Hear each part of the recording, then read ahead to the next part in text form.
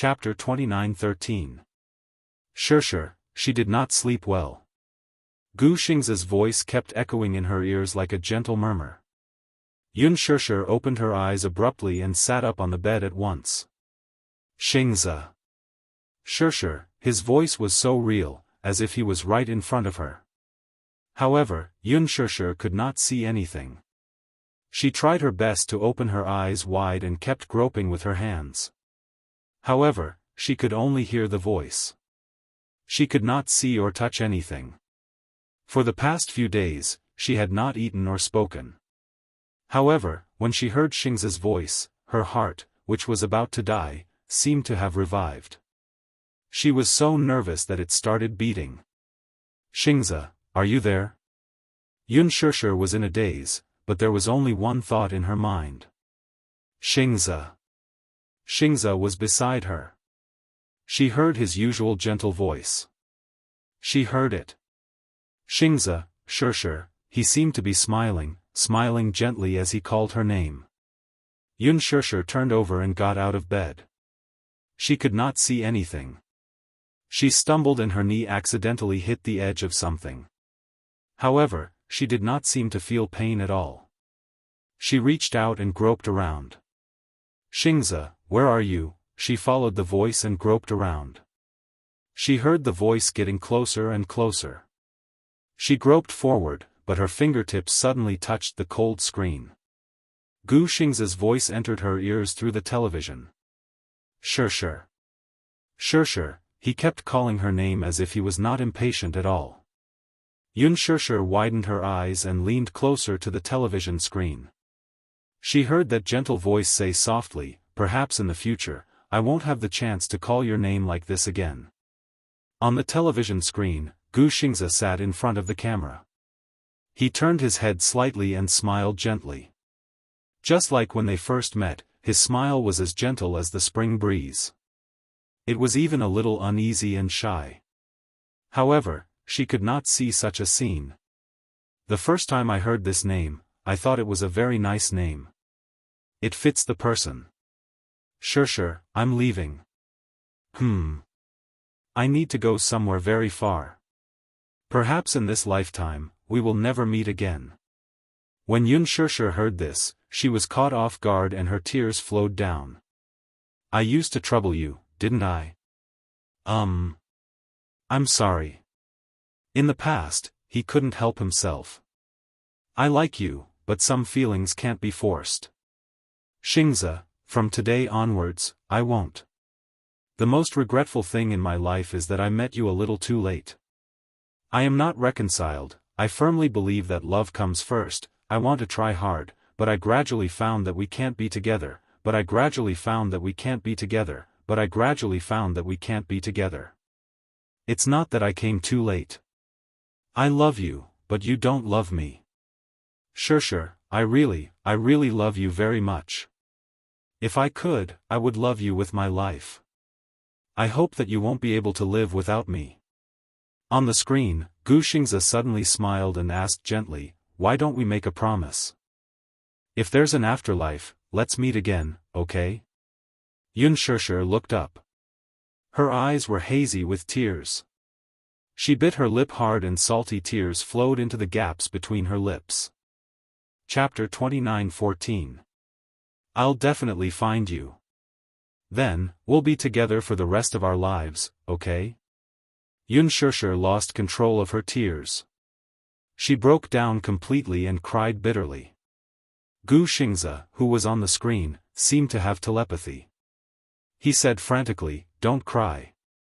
He said uneasily, I'm most afraid of your tears.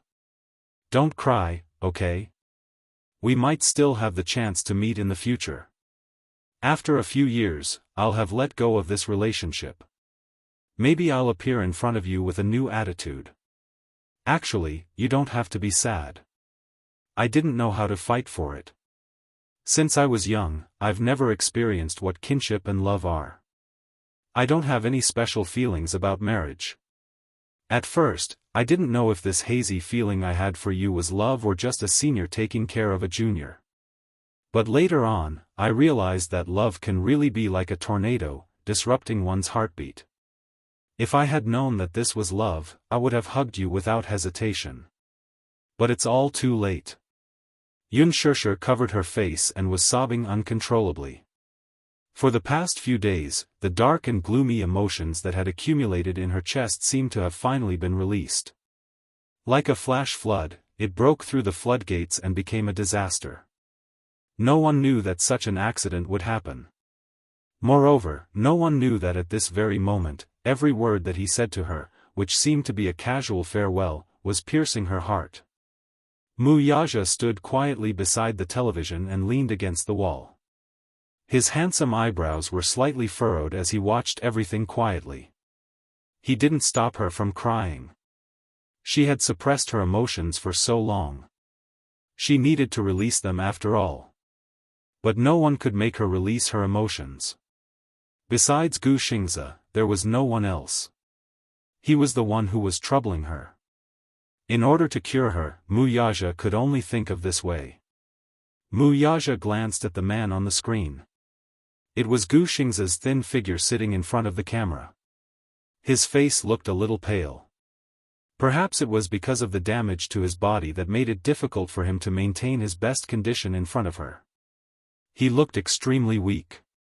There was a thick shadow on his eyelids. Before he decided to leave the entertainment industry, he recorded this video as his final farewell to her. If this accident had not happened, he would probably be in a foreign country right now, and this video would be his last gift to her, given to her by Qin Zhou. However, who would have thought that the final farewell would be a final farewell? Xianxia cried like a child in despair. Gu Xingzi's voice was as light as a feather. Thank you for appearing in my life. Sure. For 2 whole days, Xianxia stayed in front of the TV, watching Gu Xingzi's last video over and over again as if she had lost her soul. She didn't get tired of listening to it over and over again. She wanted to hear more of his voice. She missed him so much that she fell ill. She had so many things to say to him, but he couldn't hear her anymore. Her emotions were running rampant, and no one could cure her.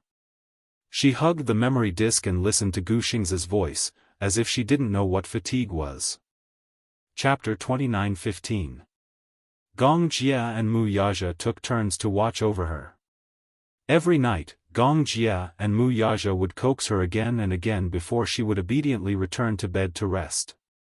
However, she still could not bear to turn off the television. She was afraid that if she turned it off, she would never hear his voice again. She knew that whether it was guilt or longing, it was time to let go. He was gone and no longer existed. These videos were also fake. They didn't exist. Gu Xingzi was no longer there. However, every time she woke up and heard his voice, she would feel at ease. Everything seemed to have been bewitched. She still refused to eat. She would only occasionally drink some water and eat some fruits, even if it was just a little. Compared to her previous zombie-like state, everyone felt gratified and satisfied. At least, she was willing to try to eat. However, Yu was extremely worried. How long would this mental state last? Xiao Shui also came to the hospital to visit her once. Gong Jia did not let her in to disturb her, so she could only stand at the door and watch her from afar. Xianxia's mental state was not good. Therefore, not many people knew that she was hospitalized. Wuxia protected her very well. He did not let anyone disturb her, nor did he let anyone disturb her recuperation. Xiao Shui was her best friend. When she heard the news, she insisted on coming over to take a look. However, when she stood at the door and saw her in a daze in front of the television from afar, her heart ached so much that tears streamed down her face. How did she become like this? Xiao Shui was extremely heartbroken. Has she been refusing to eat? Yu nodded painfully. Mommy has been refusing to eat. She can only rely on the nutrient solution to maintain her energy. Xiao Shui gritted her teeth. She was extremely upset. Gong Jia stood at the balcony, feeling extremely depressed. He turned around and glanced at Yunshushi. He sighed heavily. Looking at her haggard appearance, Gong Jie's heart was about to bleed. At this moment, the doctor suddenly came into the ward. When Mu Yaja saw him, he stood up and walked towards him. "What's the situation? Mr. Mu, why don't you take your wife for a detailed prenatal checkup?" His sudden words reminded Mu Yaja that it was time for a prenatal checkup.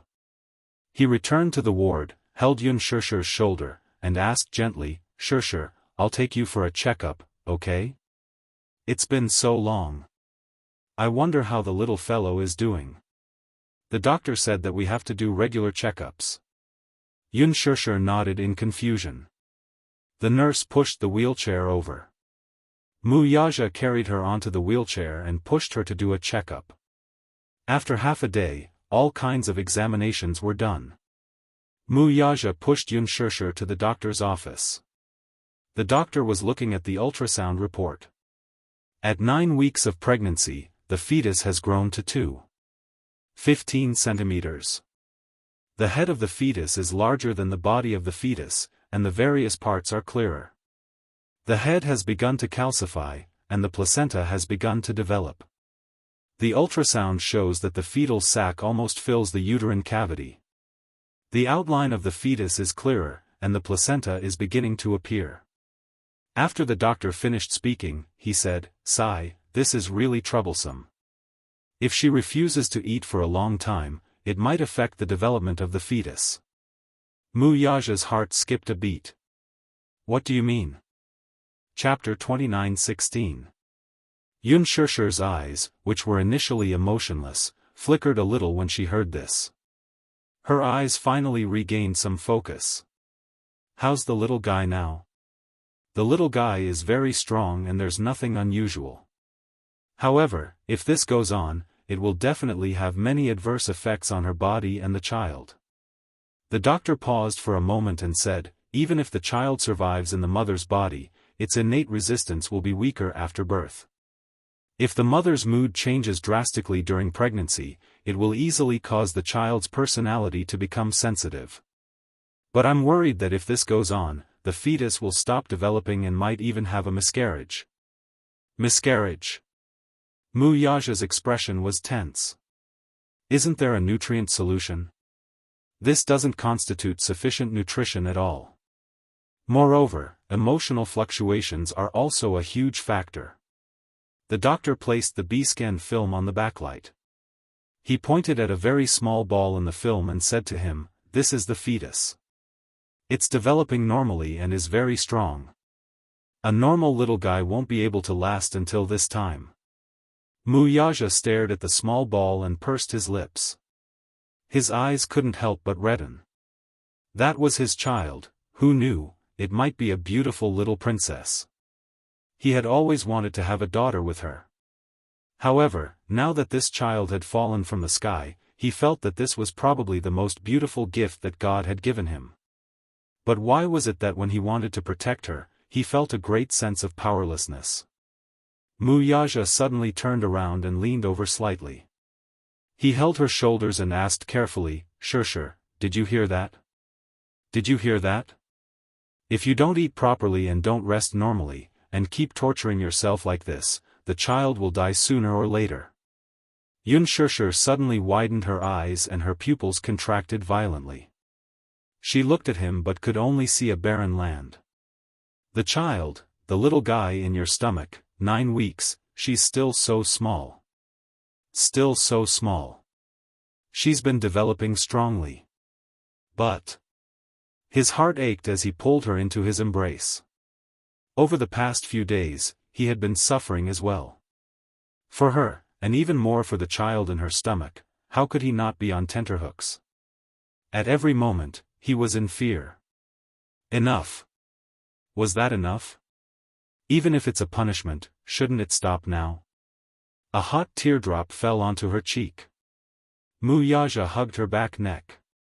For the first time in his life, a man who had always been proud and aloof, shed tears in front of her. "Stop torturing yourself, okay? You can torture me or punish me. Stop torturing yourself." He choked with sobs and said, Xianxia, I love you so much, and I also love this little guy in your belly. Don't torture yourself anymore. Look at me, look at me. He held her face and forced her to look at him. It doesn't matter how you punish me. The child is innocent. Please don't punish her, okay? His voice was hoarse and desperate for her response. What he got in return was a teardrop falling from her eyes. Wuxia hugged her tightly. I can't lose you, and I can't lose her. I don't know what to do with you. Wake up, wake up. He begged her uncontrollably. He begged her to wake up, begged her to open her eyes and look at the fetus in the film. Chapter 29:17. Wuxia's heart almost broke when he saw the tiny ball. Xianxia's heart was in a mess. Back then, when she was pregnant with her first child, she was very anxious. Because she was worried about her family and her father, she was distracted and uneasy all day. Therefore, her emotions were fluctuating throughout the pregnancy. Although she was well nourished, it was precisely because of her emotions that more or less affected the development of the fetus. As a result, she was born prematurely in August. Yu almost died when he was born. Although he was pulled back from the brink of death through emergency treatment, when he grew up, his physical fitness was still quite different from that of a normal child. He was weak and sickly, and he had a sensitive personality. She owed him a lot. However, this child came too suddenly. She was caught off guard and was unprepared. Wuxia carried her back to the ward. Xiao Shui had already left. Gong Jia immediately rushed over and asked, How's the situation? Wuxia did not speak. He only quietly carried her to the bed, pulled the blanket over her, and sat silently by the side. Gong Jia frowned and looked at him, then at Xianxia, who was on the bed, and clenched his fists tightly. At this moment, Xianxia suddenly sat up on the bed. The rustling sound startled them. Wuxia and Gong Jia were shocked and turned to look at her. They saw her sitting on the bed and leaning gently against the back of the bed. Compared to her previous wooden expression, her eyes had finally regained some focus. She glanced at them indifferently. Her eyes were dull and there was a hint of embarrassment on her face. Then, she said in a deep voice, I want to eat something. Wuxia was stunned. He did not expect her to make such a request. Gong Jia, on the other hand, was the first to react. He stood up suddenly, his eyes lit up as he walked over and asked, What do you want to eat? Porridge or rice is good. Meat and vegetables should be balanced. Don't have too much oil. Because of her pregnancy reaction, she could not eat anything with too much oil. After not eating for a long time, her body seemed to have gotten used to it. Therefore, she was especially resistant to eating. She didn't seem to know that she was hungry, nor did she feel anything. She wasn't deliberately torturing herself, and she had no desire to eat at all. However, on the way back from the doctor's office, the image of the developing fetus on the ultrasound film flashed through her mind repeatedly when she was pregnant with Yu and Xiao Yichen a few years ago. She saw it on the film. It was so small, curled up into a ball. She couldn't even see its features clearly. This was her child, it was their child. Now, the child in her belly should also be that small. He rarely shed tears, but when he heard the doctor say that the fetus was in bad condition, he suddenly lost his composure. He held her shoulders, his heart aching as he begged her to wake up and stop torturing herself. In the end, she was touched. She wanted to keep the child. Therefore, even though she had no appetite, she still took the initiative to ask for food. Wuxia's eyes, which were originally dark and gloomy, finally lit up. Gong Jia immediately rushed out of the ward with the cold porridge. When he reached the boiling room, there was still a queue in front of the microwave. How could he have the patience to wait? He rushed to the front and occupied the microwave without any explanation. When the porridge was heated, he brought it back to the ward and presented it to her. Chapter 29:18. Gong Jie said softly, "Sister, the porridge is ready. I didn't heat it up for too long, so it's not hot. You can eat it directly."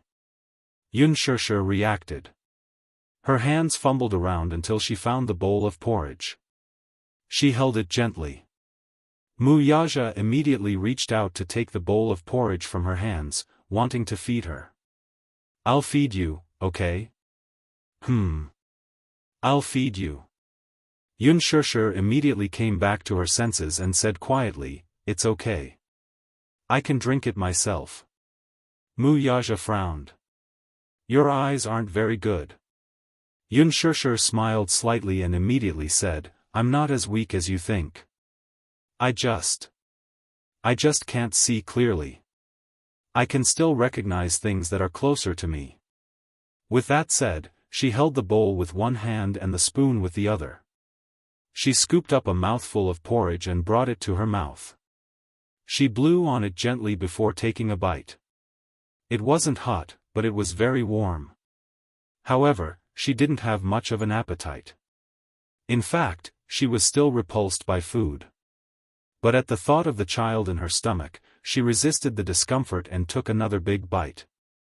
Wuxia and Gong Jie looked at her nervously and asked cautiously, "Is there anything else you want to eat?" Unspoken opened her eyes blankly. Hearing this, she shook her head and said, "I don't have anything in particular that I want to eat." She only ate because she wanted to protect the baby. She had listened to everything the doctor said. If she didn't eat, she was worried that it would affect the baby in her stomach. Especially when the doctor said that if she continued like this, it would definitely affect the development of the baby in her stomach. Then, it might stop developing and become a stillborn. In the end, she could only have an artificial abortion. Her current bodily functions were being supplemented by sacrificing her mother's own nutrients. If this went on, it would be difficult for her child to survive. Hearing this, her heart seemed to clench fiercely in an instant. She had been in a daze earlier and hadn't cared about the child in her stomach. But now that she heard that the child in her stomach was in danger, she immediately regained her senses. No. She couldn't let herself go anymore. At that moment, she seemed to recall Yu's appearance when he was born. He was lying in the nursery box, small and wrinkled. His entire body was red and his two little hands were curled together tightly. For the first time in this world, this little guy seemed to be very nervous. He only knew how to open his little mouth and cry. Why is she crying so much? She was a little curious. As she thought about it, she gently reached out her hand. The little guy immediately reached out and held her hand tightly. His strength was not great, but his grip was very tight. Perhaps it was due to telepathy, but the little fellow's eyes were tightly shut. He was originally crying non-stop, but the moment he held her hand, he actually stopped crying. Why is it so small? Unspoken looked at it carefully with tears in her eyes. It was said that when he was born, he was less than 2,500 grams. It was simply too small. At that time, tears fell from her eyes. She sighed silently in her heart. The most miraculous thing in this world was becoming a mother for the first time. She couldn't imagine how this little guy came out of her stomach. She also didn't know how these two little guys got along in her stomach for the past 8 months. Didn't they fight? Chapter 29:19. At that time, she was immediately amused by her own conjecture. As she laughed, tears fell uncontrollably from her eyes. The nurse said that it was really not easy to save the child. God knew that if she had not taken a second look at him, she would have missed the chance to save him. That one look gave the mother and son a chance to be reunited. What exactly was motherhood? It was when she saw this little guy that she wanted to give everything she had. She could not wait to present the most beautiful thing in the world to him. She was grateful for God's blessing and thus named him Yuntianyu. God bless, God bless. God bless.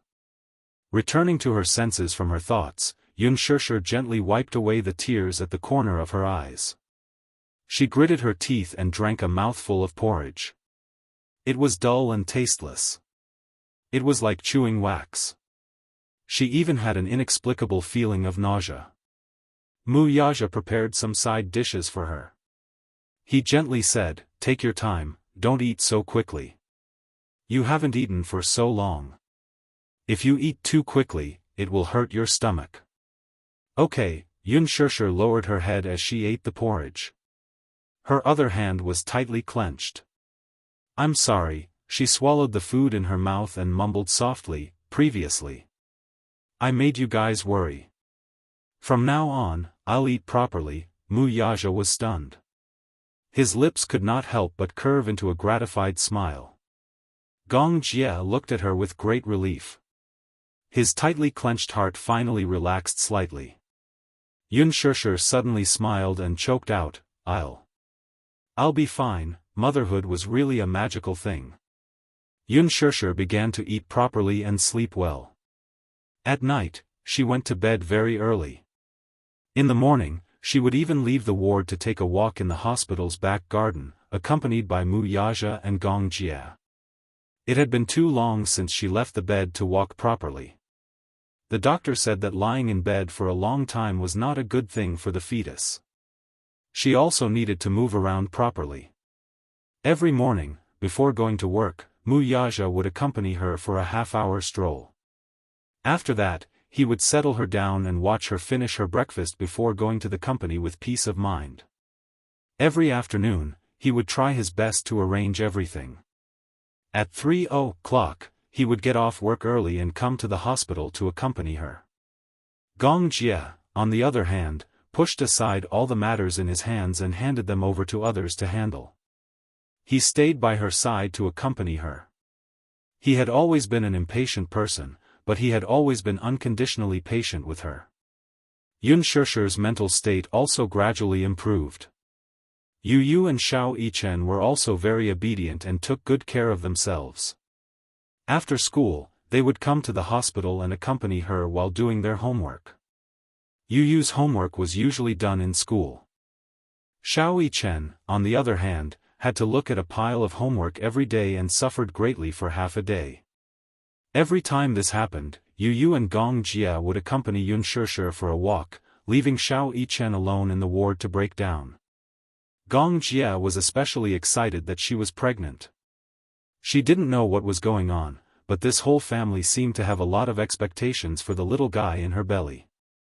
"It'll be great if it's a girl." Gong Jie also liked girls. He imagined that if she gave birth to a little princess, he would definitely dote on this niece to the bone. Chapter 29-20. The girl would definitely be very adorable, right? When the time came, he would definitely buy her many pink princess dresses. In order to take good care of her, Gong Jie even went out of his way to learn a lot about pregnancy. Yu even mocked him for this. Imagine a person who was almost 1.9 meters tall reading books about pregnancy for a few hours every day. When Wuxia discovered him secretly reading such books, the father and son reacted the same way and even mocked him mercilessly. Gong Jie was indignant. "What do you know? I'm reading these books so that I can take better care of pregnant women." Wuxia did not think much of it. However, he did not read the books for nothing. Wuxia saw that the books seemed to be useful to him. At the very least, he had learned a lot about pregnancy. Hence, he also secretly bought a few books and read them.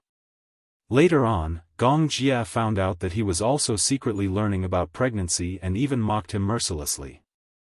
When the two men were not busy with their careers, when Unspoken was resting, they would each hold a book about pregnancy and read it with relish. Taking care of a pregnant woman was not an easy task. There was a period of time when her pregnancy symptoms were especially severe. She was especially sleepy during the day and would often fall asleep not long after she finished eating. She would often be startled awake by retching. She would hold on to the trash can and retch for a long time, but nothing would come out.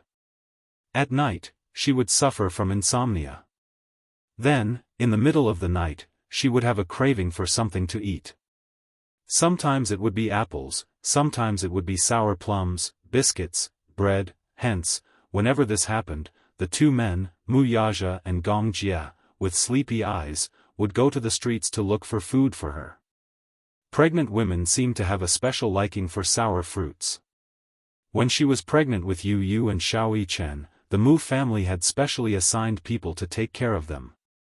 From the beginning, everything was done properly.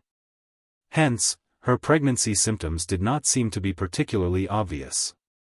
However, when she was pregnant with her second child, her pregnancy symptoms were especially severe. One night, she had a craving for cherries. Mu Yaja spent more than 2 hours driving and almost flipping through half of the city before he finally found a 24-hour fresh produce supermarket and bought the cherries she wanted to eat. When she came back with the cherries, Mu Yaja washed them for her and brought them to her. Unspoken was extremely touched.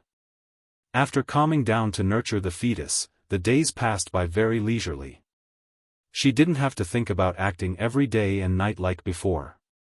After she calmed down, she could sleep soundly every day until she woke up naturally. After waking up, she would eat breakfast and take a stroll in the back garden. When she felt bored in the ward, Gong Jia would silently watch over her. Sometimes, she would turn on the TV. Even if she couldn't see clearly, she could still hear the sound from the TV. She no longer felt so lonely. Gu Xingzi's death was quickly suppressed by Qin Zhou through various channels.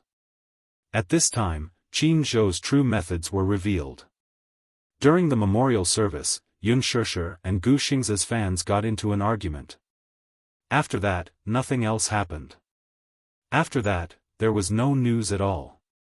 Chapter 29-21. It was actually very easy to suppress a hot topic. The reason why many news articles were so popular was because the media kept chasing them and paying attention to them. For example, Gu Xingzi's memorial service was covered all over the internet, so naturally, it was very popular. When all the media stopped paying attention to this matter, the popularity would die down very quickly. Other than Gu Xingzi's hardcore fans, the public's interest in this matter was limited. If the media did not report it, it would naturally be forgotten very quickly. Qin Zhou felt that the best way to respect Xingzi was to give him some peace and quiet. After spending a lot of money to bribe various media outlets, all the first-tier media outlets seemed to have collectively lost their memories and finally stopped paying attention to this matter. Soon, the entertainment industry returned to peace and quiet. The media no longer paid attention to this matter. Although there were still many fans who were extremely persistent, it was difficult to stir up a storm. On the internet, the popularity of Gu Xingzi continued to fade. On the television, all the programs and advertisements related to him were immediately taken down. During this period, Extreme Youth was also ordered to stop promoting. Qin Zhou hoped that the public would forget about Gu Xingzi's death as soon as possible, so as to minimize the harm to others. Especially Unspoken. Almost everyone thought that Gu Xingzi's death was related to her. Even Unspoken herself thought that she was the culprit behind Gu Xingzi's death. But Qin Zhou did not think so. Just like in the video, Gu Xingzi said to Unspoken, "I am willing to love you with my life." Although this love was indeed a little heavy. Perhaps, at that time, he did not think so much at all. It was just his first subconscious reaction to protect her. His most selfish thought was that he hoped that she could retain a memory of him in her heart, even if it was just for a second. But he really did not know that it would bring about an unforgettable memory. He did not want to. Lethal Beauty was nearing its finale. Qin Yuyan's ending caused a lot of sighs from the audience. The role of Qin Yuyan was perfectly interpreted by Unspoken. Even Gu Xiaoyang couldn't imagine that a newbie could understand the role so well and perform it with such superb acting skills. In the entire series, she was probably the most tragic character, but also the most realistic one. Qin Chang'e, the female lead played by Lin Ji, had a clear distinction between love and hate. Although she had all the characteristics of a female lead in a period drama, the character of Qin Yuyan portrayed the selfishness of human nature to the extreme. Becoming a demon for love, becoming a fool for love. She had changed from an innocent and harmless young girl to someone who, for the sake of love, had disregarded her own safety and schemed against everything. In the end, she had ended up in a miserable state.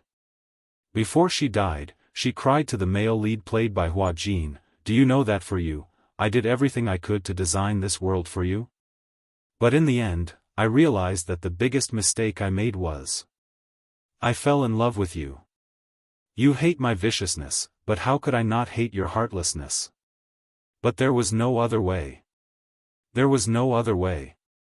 Who asked me to do everything just to get a glance from you, even if it was just a glance?" His hoarse cries caused countless audience members to shed tears. A pitiful and hateful character. But more realistic. The selfishness of love and hate was portrayed to the extreme by Unparalleled. Chapter 29-22. Unparalleled's acting skills were enthusiastically recognized by the audience. The image she created was too vivid, leaving a deep impression in people's minds. Many new fans who liked her because of lethal beauty dug out her humble appearance when she usually went on variety shows. Her gentle and unpretentious personality, as well as her occasionally funny side, made the fans even more fond of this actress with superb acting skills. Hua Jin had flown to Paris because he needed to take a fashion photo shoot. When he returned, he immediately rushed to the hospital to visit. He rejected some of the less important jobs and stayed at the hospital to watch over her when he was free. Soon, the doctor also came up with a few plans. Wuxia and Unparalleled came from the hospital to protect the fetus, so the doctor came up with two plans for her. One is to do a cornea transplant first. Recently, there was a cornea donor from Guangzhou City. It was the cornea of a 22-year-old girl. However, if you do the surgery during pregnancy, you will have to bear a lot of risk. However, we will have stricter control of the drugs. However, we can't completely rule out any adverse effects on the fetus.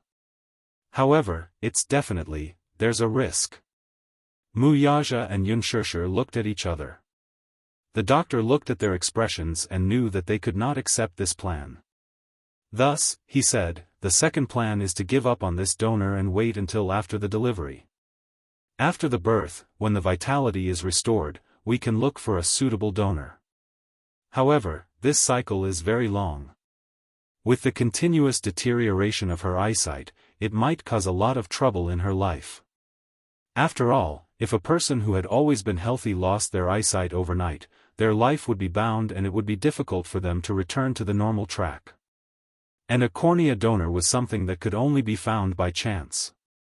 It was luck and opportunity to meet one. If they missed it, they might have to wait for a few more years. In these few years, there would be too many variables. Wuxia frowned and said worriedly, "We were going to hold a wedding. Will this situation affect the wedding?" The doctor said sincerely, "My suggestion is not to rush to hold the wedding." When Unparalleled heard this, her expression suddenly became a little lonely. The wedding that she had been looking forward to was going to be delayed indefinitely because of this matter. She pursed her lips in grievance, looking extremely lonely. After returning from the doctor's office, she had been leaning against the bed with a gloomy expression. Their expectations for the wedding were suddenly crushed by the cruel reality and nothing was left. Gong Jie saw that she was a little unhappy the moment she came back, so he looked at Wuxia suspiciously. "What happened?" "The wedding may have to be postponed," Wuxia said as he walked to the bed and sat down. He looked at her and asked, "Are you unhappy?" Unparalleled shook her head. "No." However, even though he said that he didn't, the loneliness in his eyes was so obvious that it was about to burst out. "You're saying that you don't, but it's obvious that you're sulking." Wuxia suddenly reached out and pulled her into his embrace. He rested his chin on her forehead and said gently, "Don't be afraid. I'll definitely give you the wedding I owe you." Unparalleled was slightly stunned. Chapter 29-23. "You may say that you don't, but it's obvious that you're sulking." Wuxia suddenly reached out and pulled her into his embrace. He gently rested his chin on her forehead and said gently, "Don't be afraid. I'll definitely give you the wedding I owe you." Shirshir was slightly stunned. Ever since she got pregnant and stayed in the hospital, her pregnancy symptoms slowly followed. Even the anxiety and emotional changes that were unique to pregnant women were reflected in her body. How terrifying was it for a normal person to be blind? In the past, she felt that things that could be done naturally had become extremely difficult. Usually, when she drank water, she could pick up the teacup. But now, even lying in bed and watching TV for a while had become an extravagant hope. It was common for her to knock things over. Once, she accidentally broke a vase that Yu had given her. She once complained that the smell of disinfectant was the most common in the ward, and it gave her a headache. Hence, Yu specially ran to the florist, chose a vase, put a few fresh flowers in it, and placed it on the windowsill. Realizing that the vase had been knocked over, Shirshir hurriedly reached for the corner and her hand was covered in blood. She had knocked over the vase that Yu had given her. She was afraid that Yu would feel sorry for her. When Gong Jia walked in, he saw Shirshir sitting by the bed. Her hospital gown was stained with blood and she looked a little disheveled. He rushed over and grabbed her hand. "Why is there so much blood?" "Shao Jia, I just wanted to go to the washroom," she said in frustration. "I was groping along the wall and accidentally broke the vase. What should I do? I don't even seem to be able to do the most basic things." Gong Jia laughed and said, "Didn't I send a nurse for you? She went to eat. Didn't you ring the bell? I wanted to try and see if I could do it myself. After all, I'm not used to having someone accompany me to the washroom." She could not even take care of herself. Lying in bed every day, she had no choice but to ask for help even if she needed to solve her physiological needs. He couldn't see. His vision was close to blindness. Everything in front of him was foggy. She was uneasy about the future. When she thought about how she wouldn't even be able to see her own flesh and blood on the day she gave birth, she felt regret and heartache. As a result, he became extremely anxious and even lost his temper for no reason.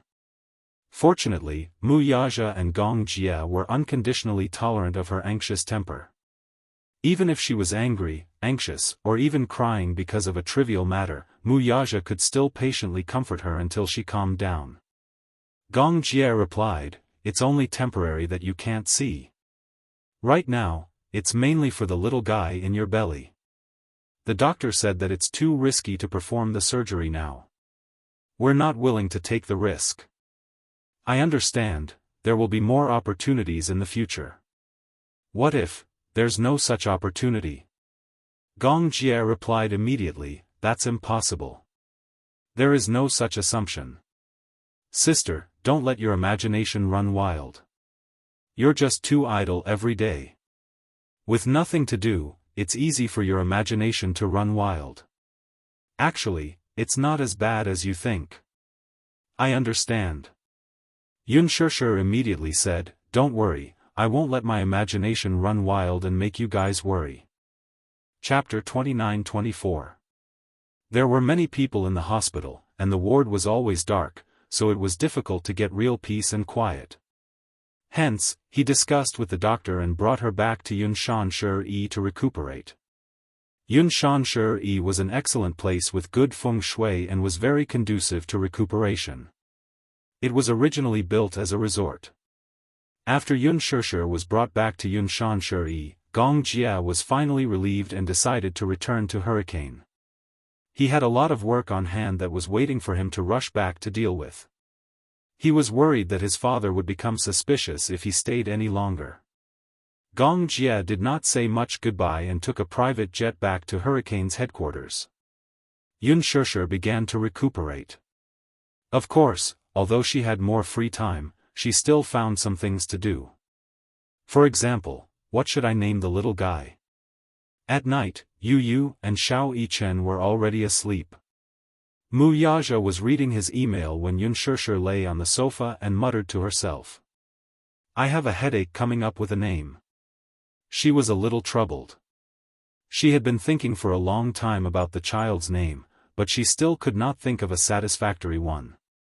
Wuxia put down his laptop and walked to her side. He pulled her into his arms and kissed her forehead lovingly. You haven't even confirmed whether it's a boy or a girl, yet you're already in a hurry to think of a name.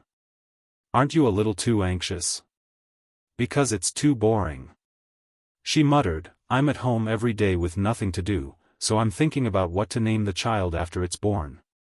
Then, you're in a hurry to come up with a name when you know the child's gender? What if you choose a boy's name and give birth to a girl?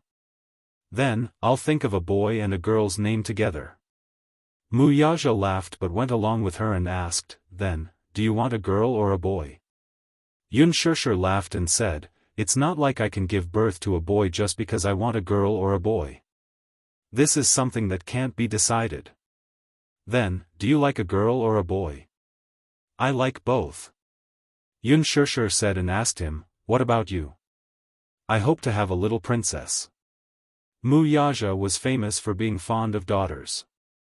Men had no resistance against daughters. It was said that daughters were the lovers of their fathers in their previous lives. These words were not false at all. Wuxia wholeheartedly hoped that he could have a little princess. He would definitely be overjoyed. By the way, I've always been curious about the meaning behind the name Xiao Yichen. Unspoken was a little curious.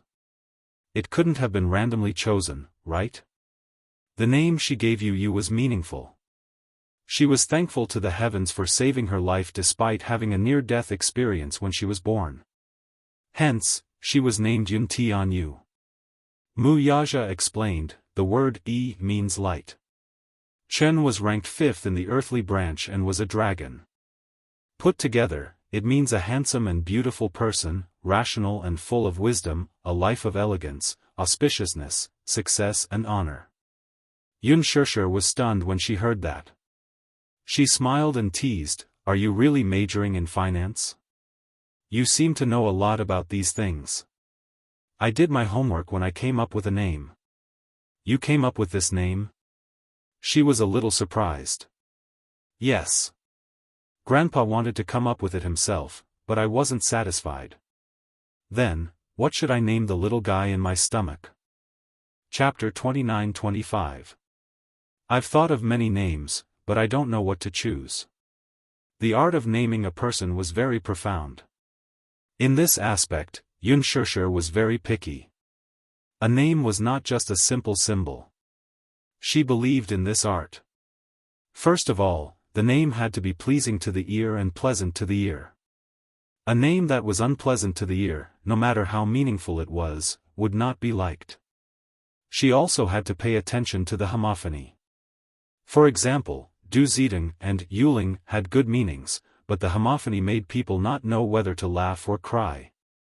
There couldn't be too many strokes, or it would be troublesome to write. She also had to refer to the zodiac and the 8 characters. The older generation also had to pay attention to the 5 elements of yin and yang. Which ones did you think of? He couldn't help but be curious and wanted to hear her results. If it's a boy, I thought of a few names. Unspoken paused and said, Mu Tianyi, with the meaning of soaring in the sky and achieving great things. Mu Jianhao, with the meaning of a gentleman's heroic spirit. It doesn't sound good. He expressed his opinion. There's more. Unspoken listed many more names. In fact, the names she came up with were not only meaningful, but also pleasant to the ear. However, Wuxia didn't like it. Have you thought of a girl's name? Unspoken said matter-of-factly, of course. Such as Mu Jinghan, Mu Yi, Mu Yueyao, Yueyao? Wuxia suddenly interrupted her. Unspoken raised her eyebrows in surprise and pouted. What's wrong with this name? He smiled. It's very pleasant to the ear. Hey, aren't you a little too biased? Unspoken said with some disdain, you obviously like girls more, so why do girls' names sound pleasant to the ear? Such an evaluation is not fair at all. Who said so? He said seriously, Yueyao is a very pleasant name. Let's call it that. Unspoken said unwillingly, what if it's not a girl? Whether it's a girl or not, it's my decision, not yours. You don't have to worry. Wuxia scratched her nose and said confidently, I think that when the little guy comes out, it will definitely be a girl. What? You make it sound like you and your daughter have telepathy. Unspoken was a little jealous. If it's really a girl, I won't have a place in this family in the future. You only have eyes for your daughter. In the future, when father and daughter are united, won't my life be hard? Don't you have Yu and Xiaoyi Chen? She had nothing to say. Aren't the three of you united? My daughter and I are of one mind, so what? So you're not allowed to do that? His reasoning was one after another. Good, good. You're right. You're an old sow wearing a bra, one said after another. Unspoken seemed to have learned this from somewhere. He didn't know whether to laugh or cry. He suddenly hugged her tightly and said solemnly, don't worry. You'll always be the most important person in my heart. No one else can compare to you. That's what you're saying now. When our daughter is born, it'll be hard to say. She felt sweet inside, but her words were unforgiving. In the future, when we have a daughter, who knows where my status will be? Wuxia said, really? Thousands and tens of thousands of daughters can't compare to you. Thousands and tens of thousands? You'll have to be able to raise thousands and tens of thousands. Why can't I afford to raise them? Are you doubting me? Wuxia suddenly grabbed her hands and leaned closer to her. There's no one that I can't raise. It'll just depend on whether you can afford to give birth to them. Let's not talk about other things. Just based on this weight, I can't give birth. Even an old sow can't give birth to so many. Chapter 29-26. Why can't I afford to raise them? Are you doubting my ability? Wuxia suddenly grabbed her hand. Smiling deeply, he leaned closer to her and said suggestively, there's no one I can't afford to raise. Let's see if you can afford to give birth to them. I'm not a sow. I can't give birth to tens of thousands of them. Even an old sow can't give birth to that many. Unspoken said angrily, it's enough for you to have 3 buffoons at home. She patted his hand and said exasperatedly, stop fooling around, HM. Let's think of names together. I've thought of so many names, but you haven't expressed your opinion yet. Didn't I express my opinion? With that, Wuxia lowered his head and moved closer to her abdomen. He held her belly, which had yet to bulge, and smiled. Yueyao, did you hear that? This is the name that mommy gave you. Hey, Unspoken didn't know whether to laugh or cry. Are you done fooling around? How do you know that it'll definitely be a daughter? Wuxia said solemnly, do you believe that it'll definitely be a little princess? I don't believe it. Then let's bet. Wuxia looked confident. Smiling, he said, this is probably the telepathy between father and daughter. As he spoke, he looked lovingly at her lower abdomen. It was as if he could see the little fellow inside through her belly. Yueyao, isn't this name very nice? Daddy likes it too. Yueyao, you must be good in mommy's stomach. Daddy loves you. Unspoken couldn't see his face at this moment, but she could imagine that Wuxia's gaze was fixed on her stomach. His face must be filled with tenderness. His eyes narrowed, and his handsome brows arched gently. She remembered that he looked especially good when he smiled. His thin lips curved, outlining a gentle arc like water, with shallow smiling dimples. He rarely smiled, and it was only when he was facing her that he would reveal a rare smile. However, his smile seemed to be able to melt even the coldest ice and snow in the world in a single night. Unspoken suddenly smiled contentedly. She felt that at this moment, she was surrounded by happiness. She was a little overwhelmed. Wuxia didn't notice the reaction on her face at all. Instead, he was focused on her stomach. After a while, he leaned forward and pressed his ear against her stomach, listening carefully. After a while, he started talking to himself in front of her stomach, as if he was communicating with the little fellow in her stomach. Unspoken didn't know whether to laugh or cry. She held back her laughter and didn't want to disturb him. Wuxia suddenly raised his head and asked quizzically, "Can she hear what I said?" "Are you stupid?" Unspoken couldn't help but say, "It's useless to listen to it now. At this time, there's no fetal movement." "Oh? Is that so?" He furrowed his brows, looking disappointed. "I thought she could hear me in her stomach." "She can't hear you. The child can't even understand what people are saying, let alone a fetus that hasn't developed yet." Wuxia caressed her lower abdomen lovingly with a contented smile on his lips. His gaze never left her lower abdomen, as if there was a rare treasure hidden there. Wasn't it a rare treasure? He had even named it. He said gently, "Yueyao, you must be good and don't be naughty. Develop well and grow well. Daddy will wait for you." Chapter 29-27. Pfft, Unspoken covered her mouth and snickered. "I already said that she can't hear you now. What are you talking to yourself for? What if she can hear me?" He raised his eyebrows disapprovingly and reiterated, "There's telepathy between father and daughter." "Okay, telepathy." She went along with him. Wuxia gently caressed her belly as he fantasized, "If the daughter looks like you, what will she look like?" Forgive his limited imagination. The face he imagined was either a miniature version of Unspoken or a combination of Yu and Xiao Yichen's faces. It was very out of place. When Unspoken heard this, she said, "I heard that daughters look more like their fathers." "Huh? There's such a saying?" "Of course. Haven't you heard of it?" Unspoken said seriously, "It said that sons look like their mothers, while daughters look like their fathers. Look, you look so much like me. It's also said that sons are closer to their mothers. Daughters, on the other hand, are closer to their fathers."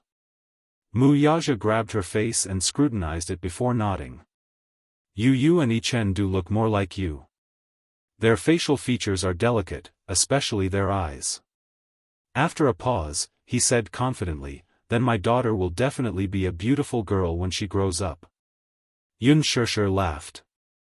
"Narcissist. Why are you so narcissistic?" "This is the truth," he said solemnly. "Daughters look like you? I can't imagine that." Unspoken's mind went dark and she could not think of any image.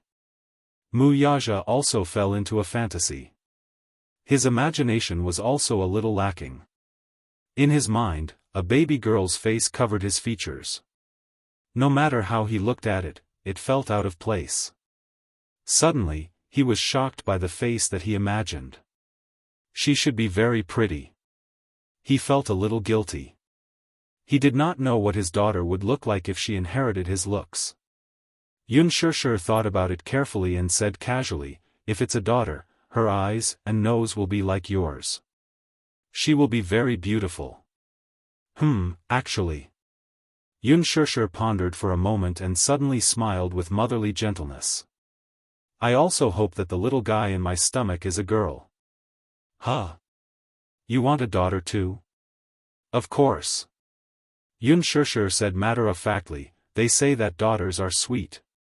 Yu and little Yichen will definitely feel aggrieved if they hear this." Wuxia's heart ached for the two little guys for a few seconds.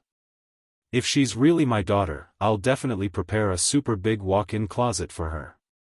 Since she was young, I bought many beautiful princess dresses for her. Pink, white, black, and dressed her up like a little princess." However, Wuxia did not agree. "What do you mean by dressing up?" Wuxia's daughter, will be born a princess." Unspoken's lips twitched. Yes, she will be born a princess. Your Majesty. It's the 10th week now." Wuxia ignored her and pulled her into his arms. He kissed her forehead gently and said expectantly, "In 2 weeks, it will be 3 months. In 8 months, she will come into this world. I must prepare well to welcome her." "How?" Xianxia asked curiously. He said seriously, "It's time to prepare the nursery." Chapter 29-28. A nursery? Xianxia slapped her forehead hard. "Oh, no. I forgot. I haven't had time to prepare a nursery. This little guy came too suddenly, so I wasn't mentally prepared at all." She felt a little regretful. She couldn't see anything clearly now, so it was hard for her to give any suggestions. She also couldn't personally design a princess room. However, Wuxia said, "It's okay, I'll prepare it." Naturally, Wuxia was more than happy to do this. Even though preparing a nursery was an extremely tedious process, it was an extremely happy thing for him. Of course, this wasn't just for show. The next day, he held her hand and brought Yu and Xiao Yichen to the counter. Xianxia was wearing sunglasses, so it was a little difficult for her to walk. Yu and Xiao Yichen suggested that they hire a nanny to support her. However, Wuxia was worried about the servants. If they were careless and accidentally bumped into something, he would be the one who would be heartbroken. After they got out of the nanny van, Wuxia supported her. Xianxia held his hand and carefully took a step forward. However, she seemed a little timid. She couldn't see anything, so every step she took was extremely careful. "Just hold my hand." Wuxia held her hand tightly and said, "Follow me, don't be afraid." Xianxia also held his hand tightly. In a situation where she couldn't see anything clearly and the whole world was dark, even if someone was holding her hand, she would still be subconsciously worried about what the road would be in front of her with every step she took. It was as if she was walking on the edge of a cliff, and she was on tenterhooks. It was difficult for ordinary people to understand this kind of uneasiness. However, ordinary people would still be worried even if they were held by someone with their eyes closed. Moreover, the person holding her wouldn't be able to notice even the smallest detail at all times. However, he said, "Follow me, don't be afraid." He wouldn't let her fall, bump, or touch anything. Xianxia trusted him wholeheartedly, so she held his hand and followed his footsteps. Wuxia held her hand and led her to the baby and baby counter.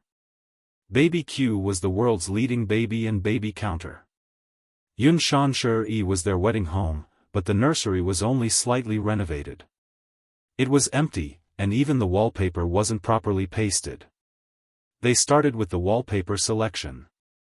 Yu and Xiao Yichen also started browsing. The shop assistant brought over a thick stack of books. Wuxia flipped them page by page. They were all European designs, and there wasn't anything that caught his eye. "Girls should be pink, right?" Xianxia said, "When I was young, I especially liked pink. If she's a daughter, she should take after me in this aspect." In every girl's heart, there was a princess dream.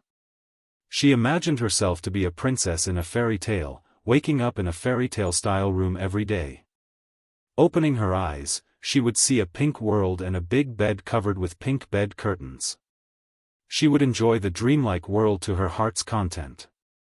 Wuxia snapped his fingers and said, "Yes, pink. Girls all like pink."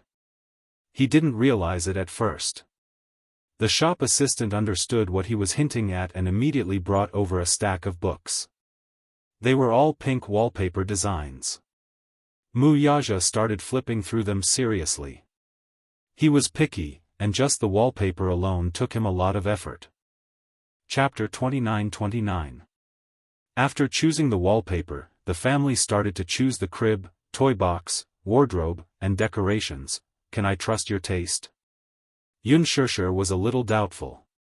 She didn't know what the princess room would look like. Could it be, it would be ugly? A man's taste was always hard to explain. She was going to cry if it turned out to be a mix-and-match trend. However, Wuxia was very confident in his taste. Yu approved of the effect of his decorations. Of course, Xiao Yichen's opinion was put aside. He didn't seem to know much about aesthetics. When asked, he said innocently, as long as little sister likes it. Yu couldn't help but complain, little sister isn't born yet. How do you know if she likes it or not? When Xianxia heard this, she couldn't help but complain, we haven't even confirmed whether it's a boy or a girl. How do you know it's going to be a little sister? Oh, you're right. Yu suddenly clenched her fists and said, what if she gives birth to a little brother? When Wuxia and Xiao Yichen heard this, they were stunned for a few seconds. Yu said meekly, I hope it's a little sister too, but what if it's not? Maybe, things won't go according to our wishes. Wuxia and Xiao Yichen's expressions darkened. They seemed to have thought of this possibility as well, and there was a hint of melancholy in their eyes. When the time comes and it's a boy, living in a pink crib seems a little uncomfortable. Xianxia couldn't help but add. Impossible. Your genes are so strong. If you gave birth to 2 boys in a row, the chances of the third being a boy are very high, Xianxia continued. Wuxia snorted coldly and said, impossible. It must be a girl. Anyway, we'll just decorate it according to the princess room. Yu suddenly pulled Xiao Yichen aside and whispered, Yichen, Daddy is so biased. If Mommy really gives birth to a little princess, won't we lose our place in Daddy's heart? I don't know about you, but as for me. Xiao Yichen teared up. I don't seem to have any status. Yu pursed her lips. Really? Yichen felt so wrong that he was about to cry. Daddy didn't put in so much effort to decorate my room when I was young. I've never had much of a presence in his heart. Daddy favors girls over boys? Yu came to a conclusion. Ugh, Xiao Yichen stroked his chin. However, I still hope that Mommy will give birth to a little princess. I've wanted a little sister for a long time. Yu added, me too. A little sister is so cute. She's so soft and adorable. I can even imagine her smiling at me. Her eyes will curve into crescents as if there are countless little stars in them. She's so beautiful. Little Yichen's heart was bursting with anticipation. The image of a cute little girl smiling innocently at him appeared in Yu's mind, and his heart almost melted at the thought. Thus, the 2 little guys reached a consensus. That was, it didn't matter if she fell out of favor in front of her daddy. It didn't matter if she lost her status. The most important thing was that they liked a little sister. Regardless of whether they lost daddy's favor or not, having a little sister was more important. Is liking a daughter a hereditary trait? Yu thought about it seriously. If it were me, I would also like a daughter more. Chapter 29:30. Yu giggled, amused by him. Under the combined efforts of the father and son, the princess room was quickly decorated. The walnut flooring was redone, pink wall coverings, white solid wood crib, dreamy bed curtains, and a beautiful crystal chandelier. Everything was as luxurious as a castle. After the princess room was decorated, Wuxia held Xianxia's hand and showed her around.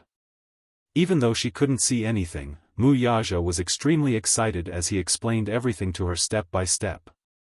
Xianxia touched the wall with her hand and felt that the wall coverings had a very good texture.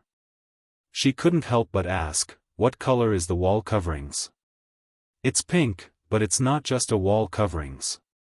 There's a piece of wallpaper with a picture of a pink unicorn. The pink unicorn was Lizhi Group's mascot.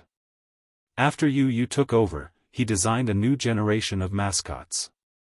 Later on, it was printed as a label and printed on every toy package. Later on, this rainbow unicorn had its own name and became the symbol of Lizhi Group. The children loved this unique and cute little unicorn, and later on, it gave birth to countless products. Yu saw this picture on the wallpaper by chance and felt that it was very meaningful. Hence, he discussed with Wuxia and put up this side of the wallpaper. Shirshir had to use her imagination to imagine the baby room that he had decorated. It seemed to be a little difficult, but seeing how excited the father and son were, she trusted their judgment for the time being. She originally thought that after decorating the princess room, Mu Yaja would stop. However, little did she know that she had yet to experience the crazy side of a certain man. One night, when Mu Yaja came back, he walked into the room and went to her bedside. She was resting when she heard him say mysteriously, "Shirshir, guess what I brought back today?" "What?" She was curious. She didn't know what he had brought back with him. He smiled and said casually, "I bought many dresses for my daughter." Shirshir was stunned and at a loss. Skirt?" Mu Yaja immediately ordered. Outside the door, the servants came in with stacks of dresses and placed them in front of her. Shirshir couldn't see anything. She only felt that the clothes in front of her were piled up into a mountain. Ever since the naming incident, a certain man seemed to be especially enthusiastic about the little guy in her stomach. Wasn't it a little too extravagant to buy dozens of dresses all at once? The child hasn't been born yet. Isn't it a little too early to buy clothes now? She said hesitantly. Why is it so early? Mu Yaja said disapprovingly, the earlier you buy it, the earlier you prepare it. But, children develop very quickly. If you buy so many pieces, the child might not be able to wear them in time. No. Do you think I haven't considered that? He scratched the bridge of her nose lightly and said slowly, the dresses I bought are all different sizes. From the clothes she wears when she's born to the clothes she wears when she's 5 or 6 years old, I picked a few styles. 5 or 6 years old? Shirshir was speechless. She'll have to wait 5 or 6 years before she can wear them. By then, the styles I picked now will be a little outdated. That won't happen. Chapter 29:31. My daughter will definitely be beautiful. Outdated clothes will definitely look good on her. A certain man seemed especially confident. His extremely confident words were completely different from his usual style of speaking. In the future, would this man evolve into a slave to his daughter? Shirshir couldn't help but imagine it in her mind. In the image, Mu Yaja lovingly carried the tender little girl in his arms, coaxing her to eat, hugging her to sleep, and even when walking, he couldn't bear to put her down on the ground and let his daughter ride on his shoulders. She then imagined Mu Yaja carrying a chubby son with a bitter and vengeful look. Shirshir's heart was beating like a drum. The little guy hadn't even been born yet, and he was already excitedly preparing this and that.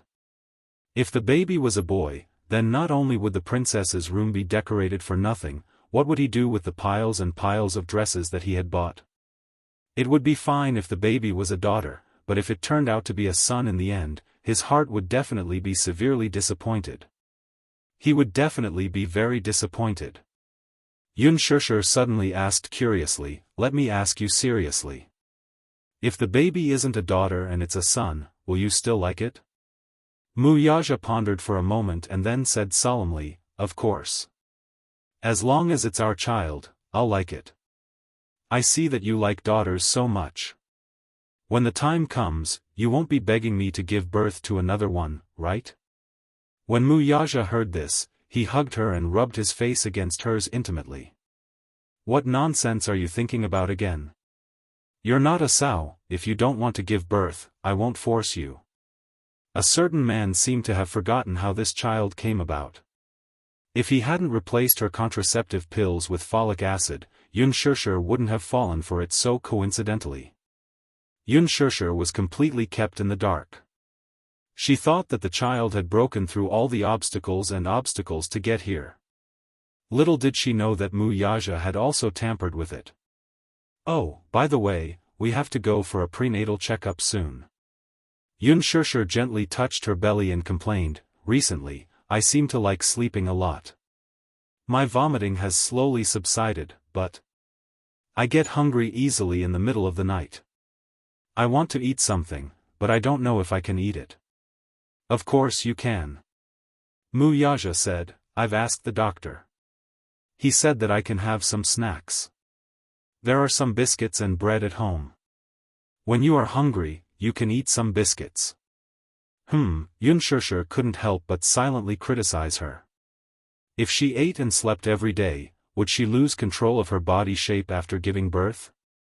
She heard that many pregnant women lost their figures after giving birth. When she gave birth to Yu and Mui Chen, she was only 18 years old. She was still young, so she maintained her figure very well. But now, she was in her 20s. No matter what, she was still a little worried about this. Wuxia glanced at her and couldn't help but make up a story. Why? Are you afraid that you'll gain weight if you eat too much? When Yunshushu heard this, she bit her lip in embarrassment. What if I lose my figure? It'll be a nightmare to gain 15 kilograms all of a sudden. It's okay. You're so thin now. Take advantage of your pregnancy and gain some weight. He felt that she was too thin. Chapter 29:32. Especially a while ago, when she didn't eat or drink, her nutrition couldn't keep up and she lost a lot of weight. His heart ached terribly. In the end, she was still worried about whether she would gain weight. If I really eat until I become a big fat person, won't you despise me? The man said matter-of-factly, I can't do anything about it. We're already an old married couple. Would I still care about whether you're fat or not? Yunshushu was quite taken aback. Alright, I'm just teasing you. If you gain weight, I won't despise you. You're lying.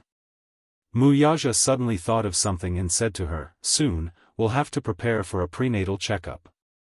Okay. At the mention of prenatal checkup, Yunshushu asked curiously, I heard that the gender of the fetus can be determined at 16 weeks. Okay.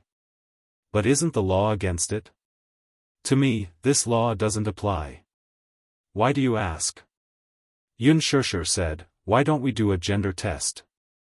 However, Wuxia said, it's better to have fewer ultrasounds. There's no need to rush the test. When Yunshushu was 4 months pregnant, Wuxia took her for a prenatal checkup. After the checkup, all the indicators were very good. Over the past month, under Wuxia's meticulous care, her body had recovered a lot. The doctor who did the prenatal checkup for her was a female doctor. In the office, she looked at the various data reports while sizing up the man beside Yunshushu. She couldn't help but say enviously, Mrs. Mu, you're so lucky. Every time you do a prenatal checkup, President Mu follows you around and does it himself. You're so lucky to have such a considerate and gentle husband who dotes on you so much. Yunshushu smiled and held his hand tightly. She pursed her lips and said, he's even more nervous than I am when I'm pregnant. I wasn't feeling well recently, so he was afraid that something would happen to me. Wuxia stroked her hair lovingly and asked slowly, is the fetus healthy? Chairman Mu, don't worry. The fetus is very healthy. As the doctor spoke, he suddenly smiled mysteriously and asked, I heard from young Madam Mu that Chairman Mu has already started preparing the nursery? Yes. It's ready. Princess room? The doctor smiled. Yunshushu also smiled and said, it's not just a princess room. We even bought a bunch of clothes and hung them in the wardrobe, waiting for the baby to wear them when he's born. However, all the clothes he had prepared were for girls. I laughed at him and said, what if we have a boy? What should we do? Are you going to let your son wear all these dresses? The doctor was stunned for a moment and did not know whether to laugh or cry. So, Chairman Mu likes daughters? Yes. He was looking forward to the baby in my stomach being a girl. He likes girls, he likes them so much. Young madam, what about you? Do you like daughters too? Of course. I like my daughter very much, but not as much as him. However, the doctor said, generally speaking, a father would prefer a daughter more. She's the apple of my eye. We still don't know if it's a boy or a girl. Chapter 29:33. Pausing for a moment, the doctor continued, but now it seems like this is probably telepathy. It's fate. Unspoken smiled. Then, she seemed to have realized something. She raised her eyebrows and asked suspiciously, "What did you say?" Wuxia, who was behind her, also looked stunned. "What do you mean?" The doctor smiled and said, "Chairman Mu, Madam Mu, congratulations. You have a little princess in your tummy. Chairman Mu, you have a daughter." Wuxia was in a daze for a long while before he finally regained his senses. He couldn't care less about being reserved. He looked at Unspoken in surprise and asked again, "It's really a girl?" "Yes." The ultrasound confirmed that it's a girl. The accuracy of the ultrasound is very high. Generally speaking, it can be 100% confirmed. Chairman Mu, congratulations. The princess room was prepared correctly. Wuxia's nervous expression finally relaxed. His eyebrows were raised high in excitement. He was so happy that he didn't know what to do. He squatted down and looked at Unspoken. Holding her shoulders, he was so happy that he almost lost control of his emotions. "Unspoken, we have a daughter." "Yes, yes." Unspoken was happy for him, too. Even though she could not see the expression on his face, she could imagine how happy he was just by hearing the slight tremble in his voice due to the sudden happiness he was feeling right now. Wuxia was so happy that he couldn't control himself. He hugged her and lifted her into his arms. Ignoring the fact that there were outsiders around, he carried her and spun her around a few times.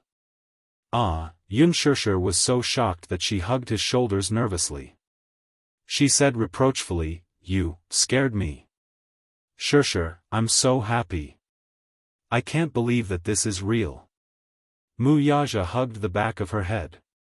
His thin lips couldn't help but curve into a gentle smile. He thought about how soon the child would be born and he would be able to carry a little princess.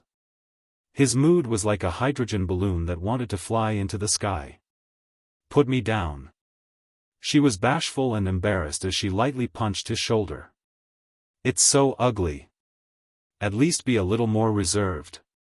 The doctor laughed and said, "I've been in the obstetrics and gynecology department for so many years, and I've seen many such scenes. Many new stay-at-home fathers can't help themselves. Young madam, you don't have to feel embarrassed." Wuxia put her down and couldn't help but hug her, kissing her again and again. "Unspoken, you've worked hard. All right, all right. I know you're happy." She paused for a moment and said playfully, "Congratulations, Mr. Mu. You're going to be a father again, and this time it's a daughter. He has both a son and a daughter, which is enough to be called good." As she spoke, she reached out her hand and gently caressed his face. Her fingertips accidentally touched his eyelids and touched a trace of wetness. She couldn't help but be startled, and her heart twitched. "Thank you. Thank you for pulling yourself together for me and our child." His throat actually felt like it was choked up. Unspoken widened her eyes in a daze. However, she heard him say in a low voice, "Did you know? I almost thought that I was going to lose you." As Wuxia spoke, he held her hand and gently kissed her fingertips. Because of this great happiness and excitement, his eyes couldn't help but redden. There was the joy of regaining what he had lost. The happiness of surviving a disaster. Hearing his extremely tense voice, Unspoken's eyes also welled up with tears. Chapter 29-34. During the period when Wuxia Xianxia left her, she was immersed in immense guilt and pain, so much so that she neglected his feelings for a while. At that time, she was in a muddle-headed state. She guarded the pain in her heart day and night, constantly licking her wound. Little did she know that he was also carefully protecting her. Every time she woke up from a nightmare, he was always by her bedside, busy comforting her, wiping away her cold sweat, and coaxing her to sleep. When she was at her lowest point, he was holding the bowl, coaxing her over and over again, lying to her and coaxing her to eat. She could not see how nervous he was. But sometimes, when she was half awake, she could feel that he was by her bedside, gently holding her hand, unwilling to let go. She did not know about his suffering, much less his pain. He was not good with words, much less expressing himself. Her man was an extremely introverted man. His emotions were hidden deep in his heart. During that period of time, he was also suffering. He did not know how to share her pain, nor did he know how to bring her out of that shadow. He was a man who got jealous easily. In the past, she could not even mention Gu Xing's name.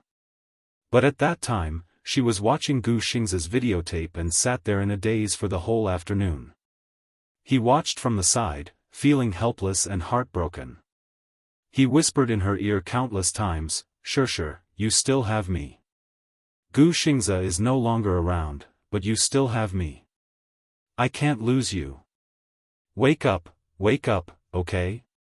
Can you let yourself go, please? Let yourself go, don't torture yourself anymore. If you get better, I'll accept any price." He held her shoulders more than once and said word by word, "Xianxia, Gu Xingza is not the only one who is willing to protect you with his life. There's me too. I can do it too. Don't I love you with my life too?" But every time he saw her indifference, he could do nothing but hold her in his arms with heartache. She often woke up from nightmares, and when she woke up, she would sit there motionless, tears constantly falling. He hurriedly wiped her tears and endured the bitterness in his heart. God knows, when he saw her tears, his heart was about to be torn apart. Her heart had died, leaving behind his heart, which was constantly trembling in fear. For the first time in his life, he felt a bone-deep fear and dread. He was afraid that she wouldn't be able to make it. He was afraid that she would leave him and the child in her stomach. He was afraid, he had lost her. Later, her maternal instincts were awakened, and she began to try to eat, to try to talk, to try to get back on track. He was pleasantly surprised, but he was still very careful. He didn't want to touch her or hurt her at all. He didn't dare to be too happy. He was afraid that God would be jealous of him and take revenge on him. Once his dream was shattered, he would lose everything.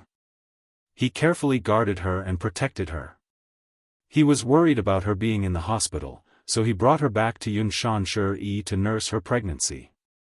The time she spent nurturing her fetus was the happiest time of her life. Chapter 29:35. Xianxia suddenly recalled that there were times when she wanted to eat cherries in the middle of the night. He and Gong Jie had searched through half of the capital before he found them and bought them back. However, she had lost her appetite and didn't eat a single one. He coaxed her to eat one or two before coaxing her back to sleep. As her husband, it could be said that she was able to recover so quickly because of his hard work. However, after the prenatal checkup and finding out that the fetus was stable and healthy, and that her body was gradually getting back on track, he finally heaved a sigh of relief. For a moment, happiness filled his heart, and he was at a loss for what to do. So much so that he actually cried tears of joy. Even though he held it in, the rims of his eyes reddened, and the dampness on his eyelids touched her deeply. Wuxia hugged her, his lips trembling slightly as he gently caressed her face over and over again. Xianxia held back her tears and said reproachfully, "Are you really that happy knowing that it's a daughter?"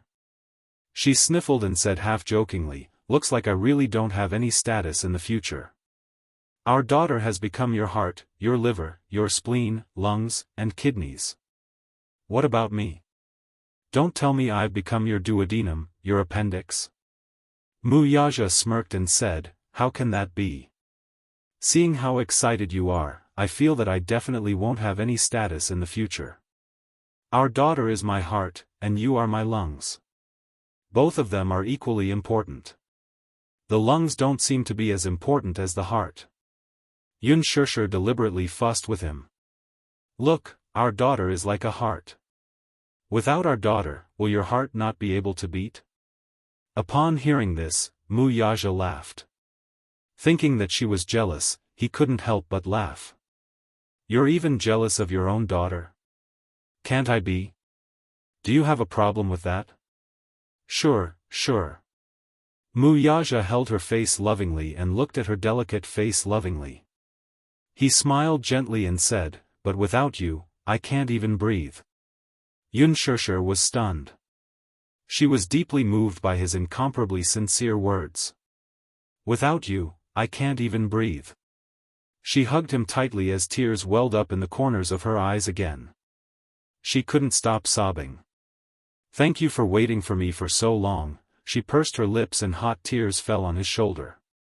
She smiled and said, I won't be so willful in the future. I won't scare you anymore. Yes. Mu Yaja smiled.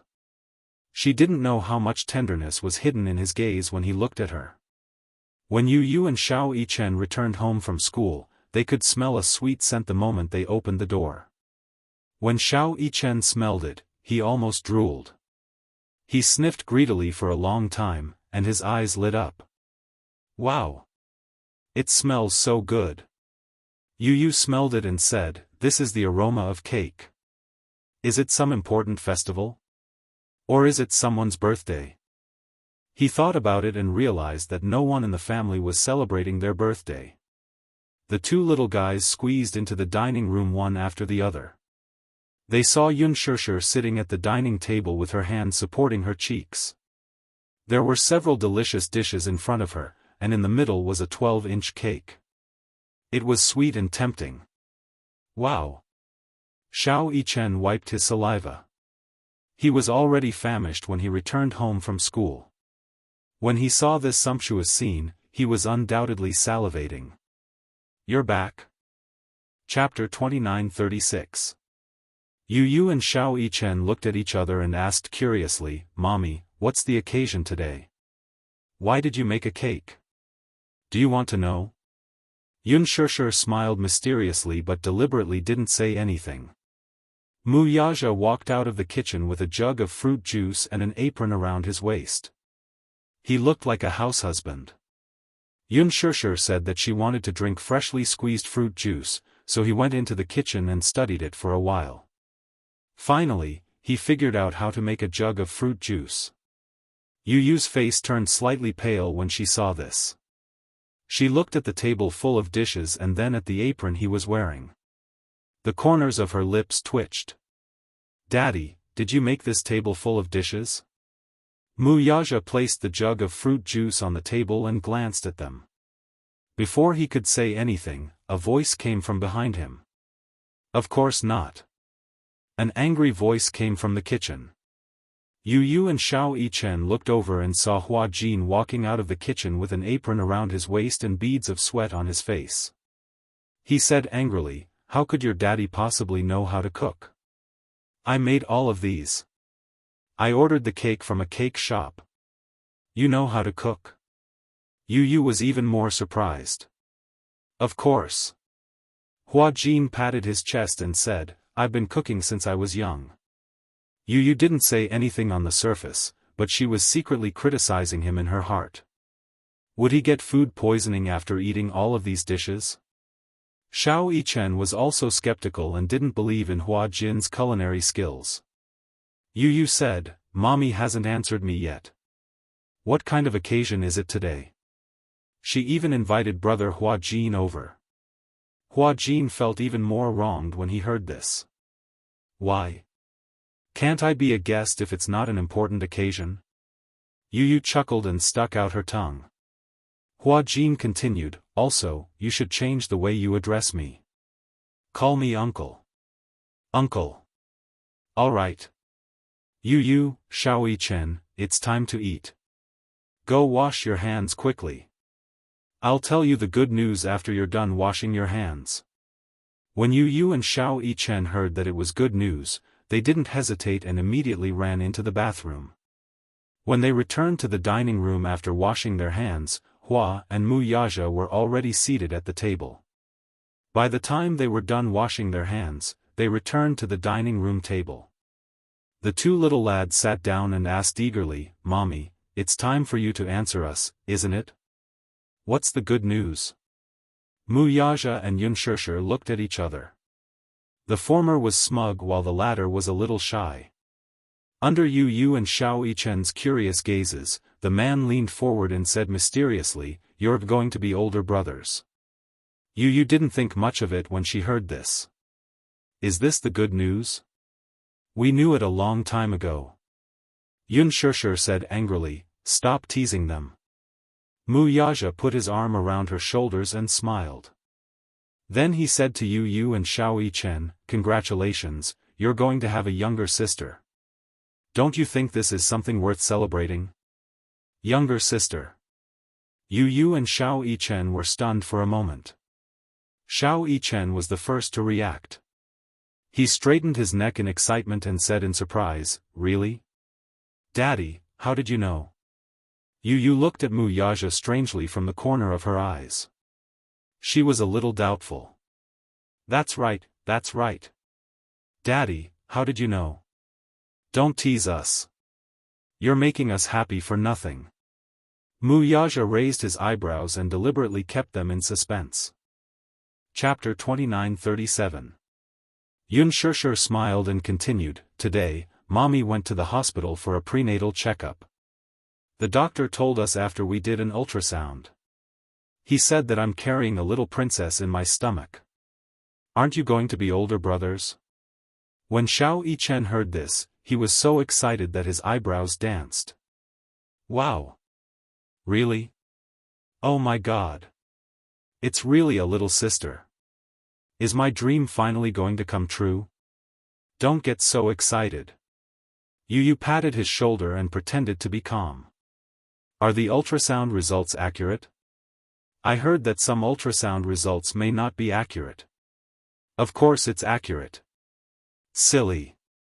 Mu Yaja glared at him and asked, "Are you saying that you prefer a little brother to a little sister?" No, Yu Yu instinctively insisted, "I prefer a little sister." But the surprise came too suddenly. Yu Yu looked at Yun Shishir's face, which was brimming with happiness. Then, he looked at Mu Yaja and Hua Jin's faces, which were also filled with surprise. He finally believed it. However, compared to Xiao Yichen, the way he expressed his surprise was very restrained, just like Mu Yaja. He pretended to be calm as he held his drink and tried to take a sip of juice to calm himself down. However, after drinking half the glass, he still couldn't suppress the ecstasy in his heart. He placed the glass on the table and looked extremely touched. The whole world suddenly bloomed with flowers and fireworks. He was in an extremely good mood. I have a little sister. Yu Yu clutched his chest. There, his heart was beating rapidly. He was touched. So touched. This was great news. Xiao Yichen also said excitedly, "How long do I have to wait before I can hold my cute little sister? Why are you even more anxious than your daddy?" Hua Jin smiled and looked at him. Wait a little longer. It'll take at least 6 months. Yu Yu was much more attentive than Xiao Yichen. He suddenly asked anxiously, "Mommy, since you've done the prenatal checkup, how's the baby?" Yun Shishir couldn't hide her excitement and said, "It's very stable. Your sister is developing very well in my stomach. Very healthy. The doctor said that she will definitely be a smart little princess." The huge rock hanging in Yu Yu's heart finally fell to the ground. He smiled with relief. It doesn't matter if it's a boy or a girl, as long as it's healthy and safe. He had always been sensible. Even though he yearned for his mommy to give birth to a younger sister, as an older brother, he would definitely dote on this younger sister. But some time ago, mommy's health was terrible. He either went on a hunger strike or went blind. During that period of time, he felt as if the sky was about to collapse. Later on, he brought her home to nurse her back to health. Daddy pushed away a lot of work and took good care of her. The whole family was on tenterhooks, afraid that something would happen to the child in her stomach and bring another blow to mommy. However, now that the prenatal checkup was done and the baby was doing well, he was completely relieved. Today is really a good day to celebrate. Hua Jin poured fruit juice for everyone and took the lead to raise his goblet.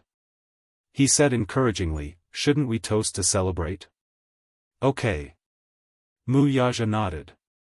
Yunshishir smiled and reached out to touch the goblet. When Mu Yaja saw this, he thoughtfully pushed the goblet to her. She held it firmly and raised it carefully. She smiled sweetly and said, "Cheers." Cheers. Everyone raised their goblets in unison and clinked them gently with hers, making a pleasant clinking sound. Cheers. Everyone cheered in unison. Mu Yaja was especially happy. He drank the fruit juice in one gulp. Yu also drank the fruit juice in his goblet. When no one was paying attention to him, he gently reached out and quickly wiped the tears from the corners of his eyes. Beside him, Xiao Chen's sharp eyes noticed this and couldn't help but hug his shoulders emotionally. He smiled and said, "Yu, we're going to be older brothers." Chapter 29:38. Yunshishir felt extremely blessed. Especially when she heard the sounds of the two little guys dancing around her and blowing out the candles. Hua Jin was making a racket at the side, bickering with little Ichen as they divided the cake. Yu, on the other hand, was pestering her, asking if she had thought of a name for his sister. A name? Yunshishir narrowed her eyes and smiled. She asked tentatively, "I thought of many names and discussed it with your daddy. Your daddy said that Yueyao is a nice name. It's poetic." Yu's face twitched. He said in disdain, "Yueyao? That's not a nice name. Daddy has no taste at all." When Mu Yaja heard this, he smacked the back of his head unhappily. "Ouch, it hurts." Yu held the back of his head and pouted unwillingly. "I didn't say anything wrong. Daddy, why did you hit me? What's wrong with Yueyao? What's wrong with it?" Yu argued. "Don't you think that the name is too old-fashioned?" Yunshishir couldn't sit still anymore. When she heard Yu's complaints, she felt wronged. She wanted to cry but had no tears. She reminded Yu carefully, "Yu. Mommy was the one who came up with this name. Your daddy just picked this one." When Yu heard this, he looked embarrassed. He immediately cleared his throat and said awkwardly, "Actually, this name is quite nice." Yueyao Mu, the jade pool fairy under the moon. Is that how it feels? Yes. This explanation of the name simply hit the nail on the head. Yunshishir said contentedly, "That's what I meant. Yueyao. What a beautiful name. Yueyao, Mu Yueyao. This name is not bad." Yu flattered, "Mommy is indeed a top student. She can actually come up with such a nice name." Mu Yaja, who was standing at the side, was a little dissatisfied. His face was extremely dark. He reached out and pinched Yu's ear, pulling him to his side. "Yun Tianyu, is this your stance? Just now in front of me, you kept saying that this name didn't sound good and complained about it over and over again. Why is it that when Mommy said that she came up with this name, you kept praising it?" Yu shamelessly. "Because it's really nice. If her surname was Yun, it would definitely sound even better." "Surname Yun?" Hearing this, Hua Jin raised an eyebrow, touched his chin, and suddenly laughed. "Indeed, Yu has a point. Yun Yueyao is indeed much nicer than Mu Yueyao." Mu Yaja, Mu Ichen also chimed in, "Yun Yueyao is nicer. Yun Yueyao is nicer. Alright, let little sister take Mommy's surname." Hearing this, Yu chuckled and said half-jokingly, "Daddy will be heartbroken and can't bear to. If little sister's surname is Mu, Daddy may not be willing." "No." Mu Yaja, however, said, "Yun is fine too." He lowered his gaze and looked lovingly at Yunshishir's slightly bulging belly. He smiled and said, "Whether her surname is Yun or Mu, she's still my daughter." Wow! Yu was excited when he heard this. "Daddy, are you really willing? If little sister and Mommy have the same surname, then little sister and I will have the same surname." Chapter 29:39. On the surface, he was all smiles, but deep down, Yu was well aware of this fact. Wuxia really did not have much of a fixation on the issue of surnames. Back then, when he officially announced Yu's identity to the public, he did not say that he would change Yu's surname. That was because Yu said that Yun Tianyu was a name given to him by his mother, and he could not change a single word of it. His surname was Yun, and it would be Yun for the rest of his life. He would never change it back to Mu. Wuxia knew how stubborn he was, so he naturally would not insist on it. However, Yu did not expect his father to not have much of a fixation on his sister's surname either. So, it's decided then? Yun Shishir smiled and sought his opinion. Yun Yueyao? I think it sounds good, too. Alright. What's important is that you think it sounds good. Yu and Xiao Yichen were caught off guard and were fed a mouthful of food. Daddy, Mommy, is it really okay to torture us like this? They are still children, can't you let them off? Let's eat the cake. Yu mercilessly interrupted the loving scene between the two and started to eat the cake. Hua Jin had already cut and distributed the cake. Yu placed the biggest piece in front of Yun Shishir and smilingly said, Mommy, quickly eat. Yun Shishir reached out to feel for the cutlery. Yu considerately passed the cutlery to her and said reproachfully, Mommy, it's not convenient for you to eat. If you need anything, just tell me, and I'll get it for you. I can't always rely on you. Yun Shishir continued, don't tell me that I can't see for the rest of my life and have to rely on you to serve me. It's only right for a son to serve Mommy. Yu emphasized. Besides, who said that Mommy won't be able to see for the rest of her life? At the mention of this, Hua Jin furrowed his brows and asked worriedly, oh yeah, did the doctor say when the surgery will be decided? The smile on Yun Shishir's face stiffened slightly. Wuxia glanced at him and frowned. Suddenly, he said, the doctor said that if we do the surgery now, the medication might affect the fetus in the womb. Why? Hua Jin did not know that much. He only knew that if he lost his sight, he could have a cornea transplant as soon as possible so that he could regain his sight. Because during the surgery, some of the drugs used will have a certain degree of toxicity.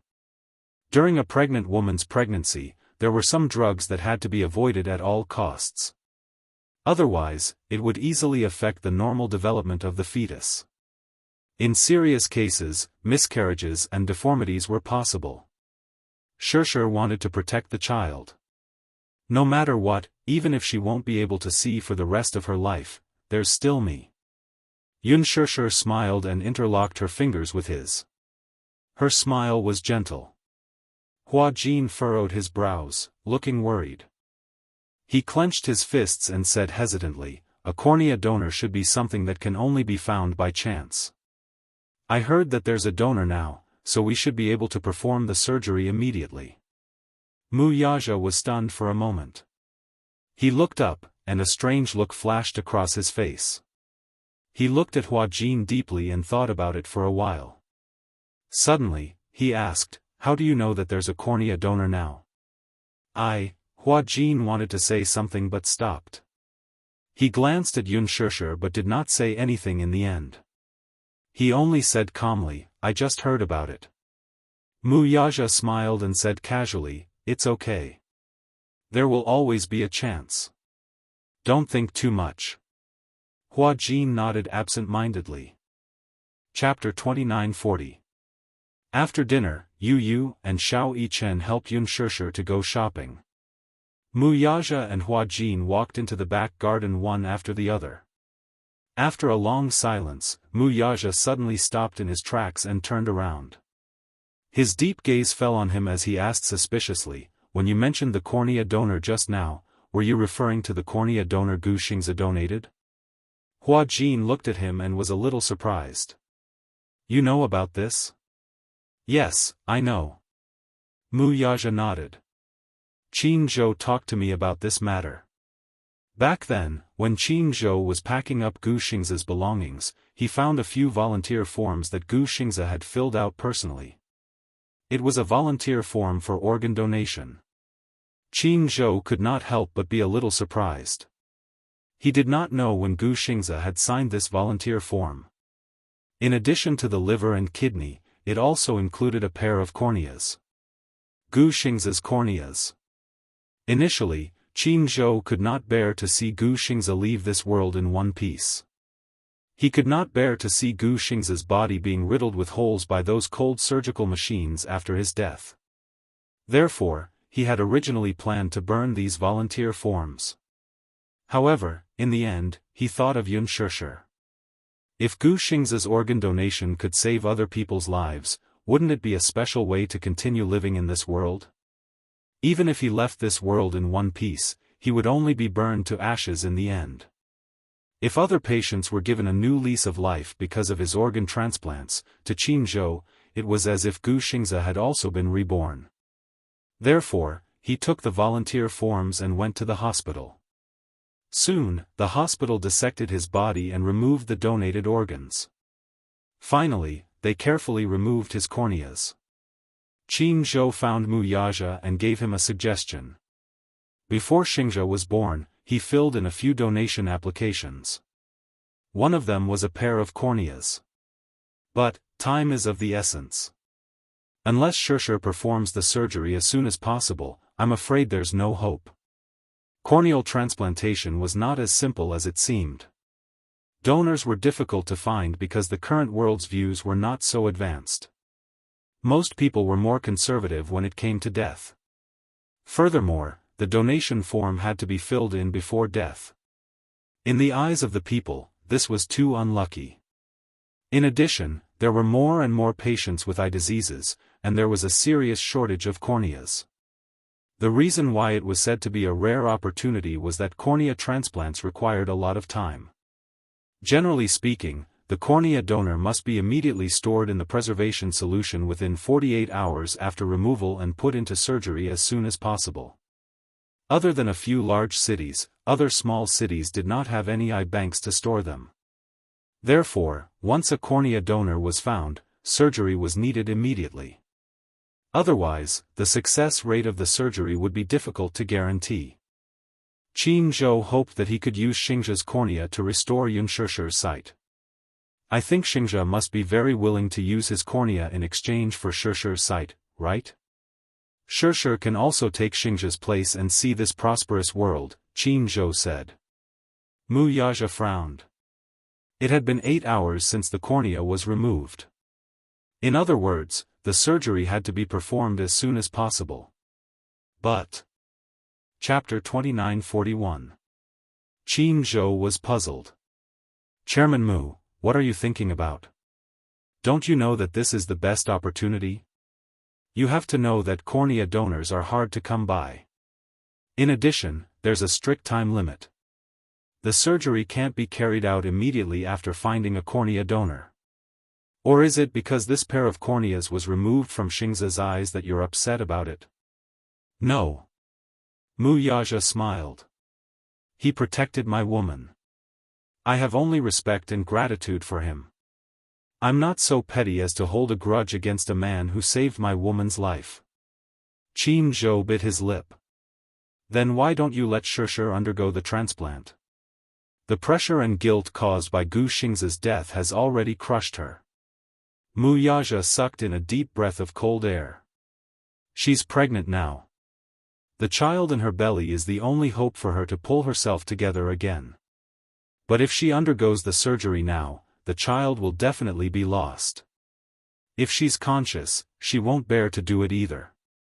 If the surgery is done without her knowing, she'll definitely break down if she finds out. The point is, I don't know how sad she'll be when she finds out one day that she can regain her sight because of Gu Xingzi's cornea donor. Qin Zhou was speechless for a moment. Mu Yaja looked at Qin Zhou deeply. You should know that she won't be able to accept such a thing. He left the world because of her, yet he used his cornea to restore her sight.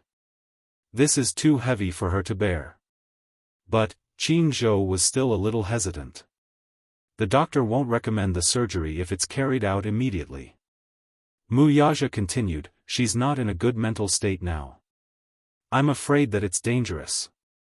Qin Zhou saw that Mu Yaja was persistent, so he gave up. Hua Jin was a little surprised when he heard this. You mean that the time limit of the cornea donor is tight? Once it's removed, the transplant must be carried out immediately. Before the surgery, we still need a day to prepare. Mu Yaja smiled faintly. There's not enough time. So, Hua Jin clenched his fists and was a little sad. Then, Gu Xing's cornea, now, I heard that it was transplanted to a 7-month-old child. Child? Yes, a boy with a congenital cornea defect. Fortunately, this child and Gu Xing's are fated. The operation was very successful and there were no signs of rejection. Mu Yaja pursed his lips. I remember that it was done in the same hospital. I went to see it on the day of the operation. The boy was very handsome. He was 6 months old and had a pair of beautiful peach blossom eyes. I heard that his name is Jing Yang. This child had a pair of beautiful big eyes. Before entering the operating theater, when he was preparing for work, he was still smiling with his eyes narrowed. His eyes seemed to hide countless twinkling stars. When he grows up, he should be a handsome young man. Jing Yang, Hua Jin muttered the name and suddenly smiled. That's good too. From the looks of it, this is a new lease of life for Gu Xing's. However, he could not help but feel a little disappointed. It was different from a person who was born blind. Yun Shishir's vision was normal, but once she lost her vision and fell into desolate darkness, what kind of despair would that be? Chapter 2942. Hua Jin muttered the name and suddenly smiled. That's good too. From the looks of it, it's a new lease of life for Gu Xing's. However, he could not help but feel a little disappointed. It was different from people who were born blind. Yun Shishir's vision was normal, but once she lost her vision and fell into darkness, what kind of despair would that be? Every time he saw her fumbling around while trying to take something out by herself, his heart ached when he saw that strenuous look on her face. However, every time he saw her sitting quietly on the sofa with her head lowered and caressing her lower abdomen lovingly, her entire body exuded a motherly glow that was gentle and warm. It's okay. In the future, there will always be a cornea donor. I'll pay more attention. Hua Jin said optimistically, it won't be too late to undergo the surgery after you give birth and your condition stabilizes. Okay. When Yun Shishir and the 2 little kids returned home from their walk, Hua Jin had already washed the dishes. Xiao Yichen was full of praise. Uncle Hua Jin is so amazing. Your cooking skills are not bad, and you wash the dishes very cleanly. Hua Jin could not help but laugh when he heard that. He squatted down and reached out to pinch Xiao Yichen's pink cheeks. Do you really think that my cooking skills are good? Yes. I thought that your little mouth had been spoiled by Yu Yu's cooking skills. I didn't expect that you wouldn't mind my cooking. Hua Jin heaved a sigh of relief as if a heavy burden had been lifted from his shoulders. At the side, Yu Yu said lightly, although the food you cook isn't that exquisite, it's still edible. Hua Jin was speechless. Yun Shishir was amused and laughed. Yu Yu, don't be too picky. Do you think everyone is like you? You were born with an innate sense for delicious food. Yu Yu proudly crossed his arms, feeling a little smug. Mu Yaja snorted coldly. I'm wondering if you have a genetic mutation. Because I'm very particular about food. Yu Yu said proudly, who's like Xiao Yichen? He said that the fried rice was delicious. Ahem. Yun Shishir awkwardly cleared her throat. That was a long time ago. Once, on a whim, she cooked a plate of egg-fried rice and asked the 2 little fellows to eat.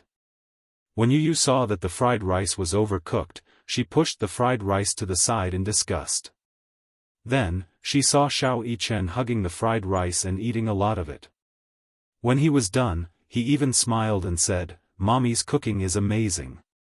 The fried rice is so delicious. She didn't know if he was speaking the truth. He couldn't stand the fried rice or if he thought that it was disgusting.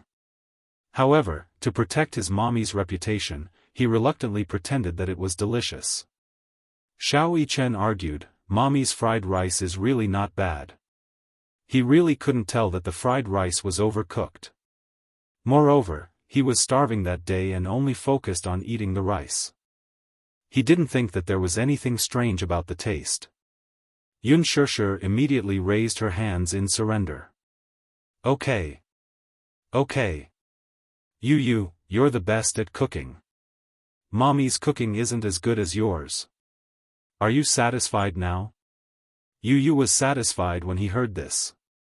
He felt that this way, he would be able to secure his position as the head chef in the family. He looked pleased with himself. Mu Yaja and Hua Jin looked at each other and laughed helplessly. Hua Jin deliberately teased him, Yu, it's not good for you to be so full of yourself. You're just good at cooking. What's so special about that? Yu gave him a proud look. Chapter 29:43. The next day, for some reason, Hua Jin went to the hospital to inquire about Jing Yang's condition. He saw the child through the window in the general ward on the 4th floor.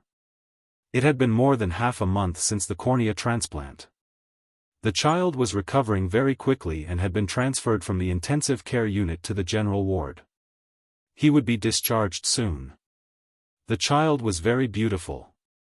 His skin was fair and clean, so tender that it looked like it could be broken by the wind. He had a pair of big, watery eyes and long eyelashes. They were as thick as the feathers of a black phoenix. When he blinked, they looked like the fluttering wings of a butterfly. This child was really beautiful. If he didn't say so, Hua Jin would have thought that he was a girl. When he smiled, 2 small dimples appeared on his cheeks. It was very seductive. He was lost in thought as he looked through the window. Suddenly, a timid voice came from the side. Hello, you are. Hua Jin turned his head and saw a 21-year-old girl standing by the side, trembling. She was dressed very plainly. She wore a white blouse and a pair of washed-out jeans. Her black hair was gently tied up with a hair band. However, even though she was dressed plainly, it still couldn't hide her clear and bright temperament. She was very beautiful.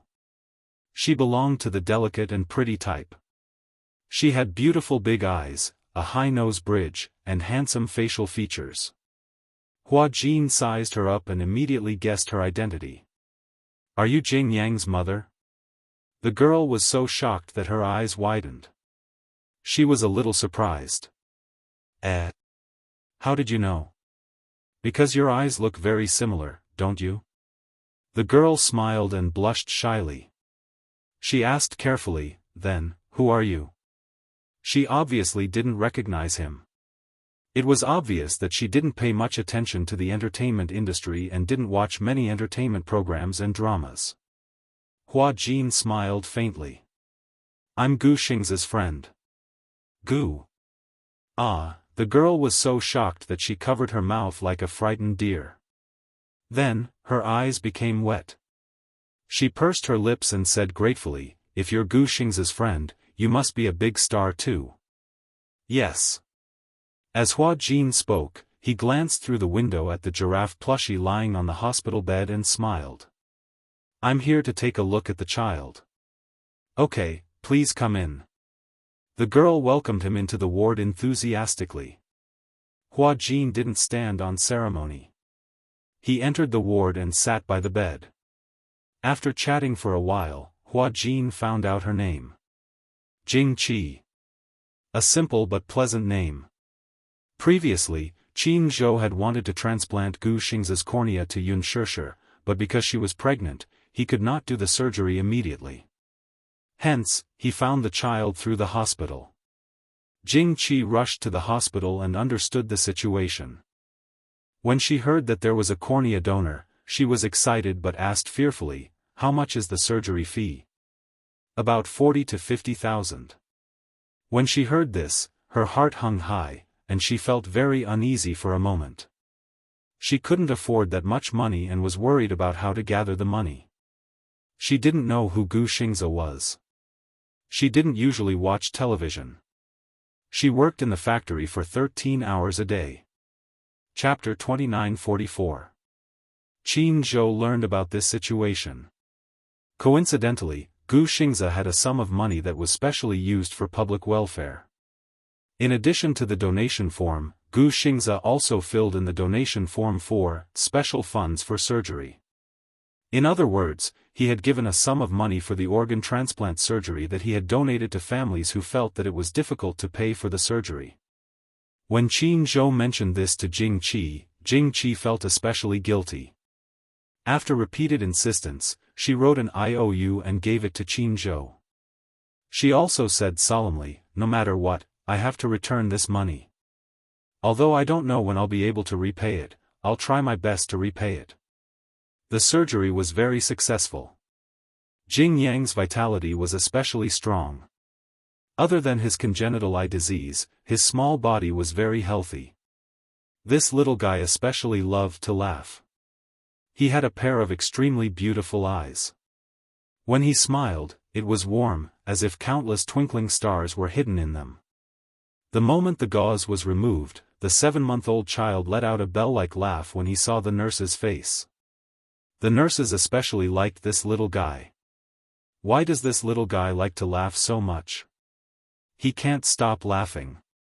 It's too funny. During the surgery, I didn't see him cry even when he was anesthetized. I heard from his mother that when he was born, he was different from other children. When other children come out, they cry loudly. What about him? When the nurse who delivered the baby patted his butt, he immediately laughed. That's really rare. Hua Jin looked at the boy who was being teased by the nurse and refused to let go of the doll. He could not help but raise his eyebrows. So cute. Thank you, Jing Qi said politely. She nervously fiddled with her palms and then said gratefully, I never dared to hope that the child could recover his vision. Because the cost of the surgery is too high.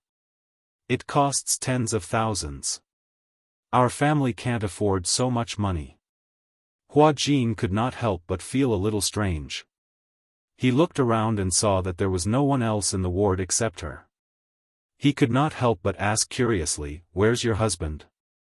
Jing Qi was embarrassed for a moment and immediately said, he's quite busy and rarely has time to take care of us. Oh, I see. Seeing that she didn't want to talk about it, he didn't ask any more. After the child was born, we were diagnosed with an eye disease. We have been waiting for a cornea donor. But I didn't expect that I would be so lucky. The opportunity came so quickly that I didn't have time to prepare the surgery fees. However, 40 to 50,000 yuan was an astronomical figure for her. After 6 months of scrimping and saving, she only managed to save a little more than 10,000 yuan. She was already trying her best to save money. She couldn't possibly skimp on the child's expenses. She was worried that the child wouldn't develop well. Her monthly salary at the factory was more than 4,000 yuan. After deducting her expenses and the fact that she had a child, it was another large sum of expenses. She had worked so hard to save up that much. She had hoped that when she had a cornea donor, she would be able to save enough money for the surgery. But unexpectedly, 6 months later, there was news that suddenly came. After she received the call from the hospital, she didn't have time to think. She took a taxi to the hospital with the child and did a series of tests. Because if he missed it, he didn't know when the next opportunity would come. Chapter 2945. At first, I was worried that the child was too young and did not have the conditions to undergo surgery. However, after the examination, the child could undergo surgery. I was hot-headed and thought that no matter what, I had to seize this opportunity, so I didn't think too much about it and signed it. Later, I realized that I was so flustered that I didn't consider the surgery fees. If it weren't for CEO Qin's care, perhaps, sigh. Are there very few cornea donors? Hua Jin suddenly asked curiously. Jing Qi was stunned and nodded. Yes, the supply and demand are very tight. After all, there are many people with eye diseases now, but there are very few donors. I heard that in the past, the source of corneas came from prisoners on death row in prison, but now the law doesn't allow it. Therefore, only those who voluntarily donate are very rare. Hua Jin was stunned. If it were my child, I would be willing to exchange my cornea for it. Of course. Jing Qi smiled. When the child was born, it was found that there was a problem with his eyes and he needed a cornea transplant. I asked if I could use my cornea, but the doctor said that this is not allowed by the law. It's illegal. Why? Because the cornea of a living person is not allowed to be donated. In other words, even if I was willing, the hospital has no right to perform such a surgery. Why? Hua Jin was a little agitated. Why is it illegal? Can't I donate it willingly? No, it's the same in other countries. Because it's very unfair to remove the cornea from a living person's eyes and use one person's light to exchange for another person's light. Hua Jin was stunned, and his heart clenched tightly. He had originally planned to wait until Yunshushi could undergo surgery before secretly going to the hospital to remove his cornea in exchange for her light. He had asked around in the past and found out that one cornea could restore the light of two people. However, now that he learned from Jing Qi that living people could not donate their corneas, he could not help but feel disappointed. After leaving the ward, Hua Jin absent-mindedly stood at the entrance of the hospital. He hailed a cab and arrived at Yunshanshi. Yunshushi had given him the key to Yunshishi's house. When he opened the door and walked in quietly, he saw Yunshushi holding a watering can and groping her way to the back garden. He followed her quietly, and saw how slowly she walked. Beside her, the servant followed her carefully, not daring to reach out to support her. She had a strong personality and wanted to do everything by herself. She would only seek help from the servants if it was a particularly difficult matter. Mu Yaja meticulously rearranged the furnishings in the house. The angular furniture was wrapped in soft cushions. It must have been hard on him to be so attentive, worrying that she would bump into something because she couldn't see. Therefore, the corners of the table, the corners of the wall, everything that had edges and corners, were covered with soft cushions. Even if he bumped into it, it wouldn't hurt. The servant saw him and was about to announce his arrival when Hua Jin immediately shushed her, indicating for her not to disturb him. She slowly moved to the door, kicked her toes, and stepped over the threshold. Only then did she reach the back garden unimpeded. She walked to the flower bed and carefully watered the Chinese roses. Chapter 2946. Hua Jin walked to the door and saw her carefully holding onto the flowers and watering them nonchalantly. He walked over quietly, but before he could take a few steps, he alarmed the person who was carefully watering the flowers. "Who's there?" Yunshushi turned her head and looked in the direction of the footsteps. Ever since her eyesight went bad, her other senses had become extremely sensitive, especially her hearing. Thus, she caught the subtle sound of the footsteps in an instant. Hua Jin stopped in his tracks but didn't say anything. Just as the servant was about to speak, Hua Jin immediately put a finger to his lips and motioned for her not to make a sound. Yunshushi raised her eyebrows. She immediately guessed that the person who came must be playing a game of identifying people. She curled her lips and narrowed her eyes as she smiled. "Hua Jin, stop fooling around." "Ah," Hua Jin widened his eyes in surprise. He smiled as he walked to her side and squatted down nimbly. "How did you know it was me? Your footsteps are so heavy. It can't be you or Xiao Chen. Other than him, you're the only one who can enter and leave this manor at will." After pausing for a moment, Yunshushi smiled faintly. "However, he's not like you. He doesn't know how to play such a boring game." Hua Jin stuck out his tongue. "Sister, you're amazing. They say that pregnancy makes a woman stupid for 3 years. That's not true. You've become much smarter after getting pregnant." Yunshushi raised her hand symbolically and pretended to hit him. She said angrily, I've always been smart, okay? Don't spout nonsense. As she said this, she turned her head again and continued what she was doing in a serious manner. Hua Jin stayed by her side quietly. He didn't know why, but he really enjoyed this quiet moment.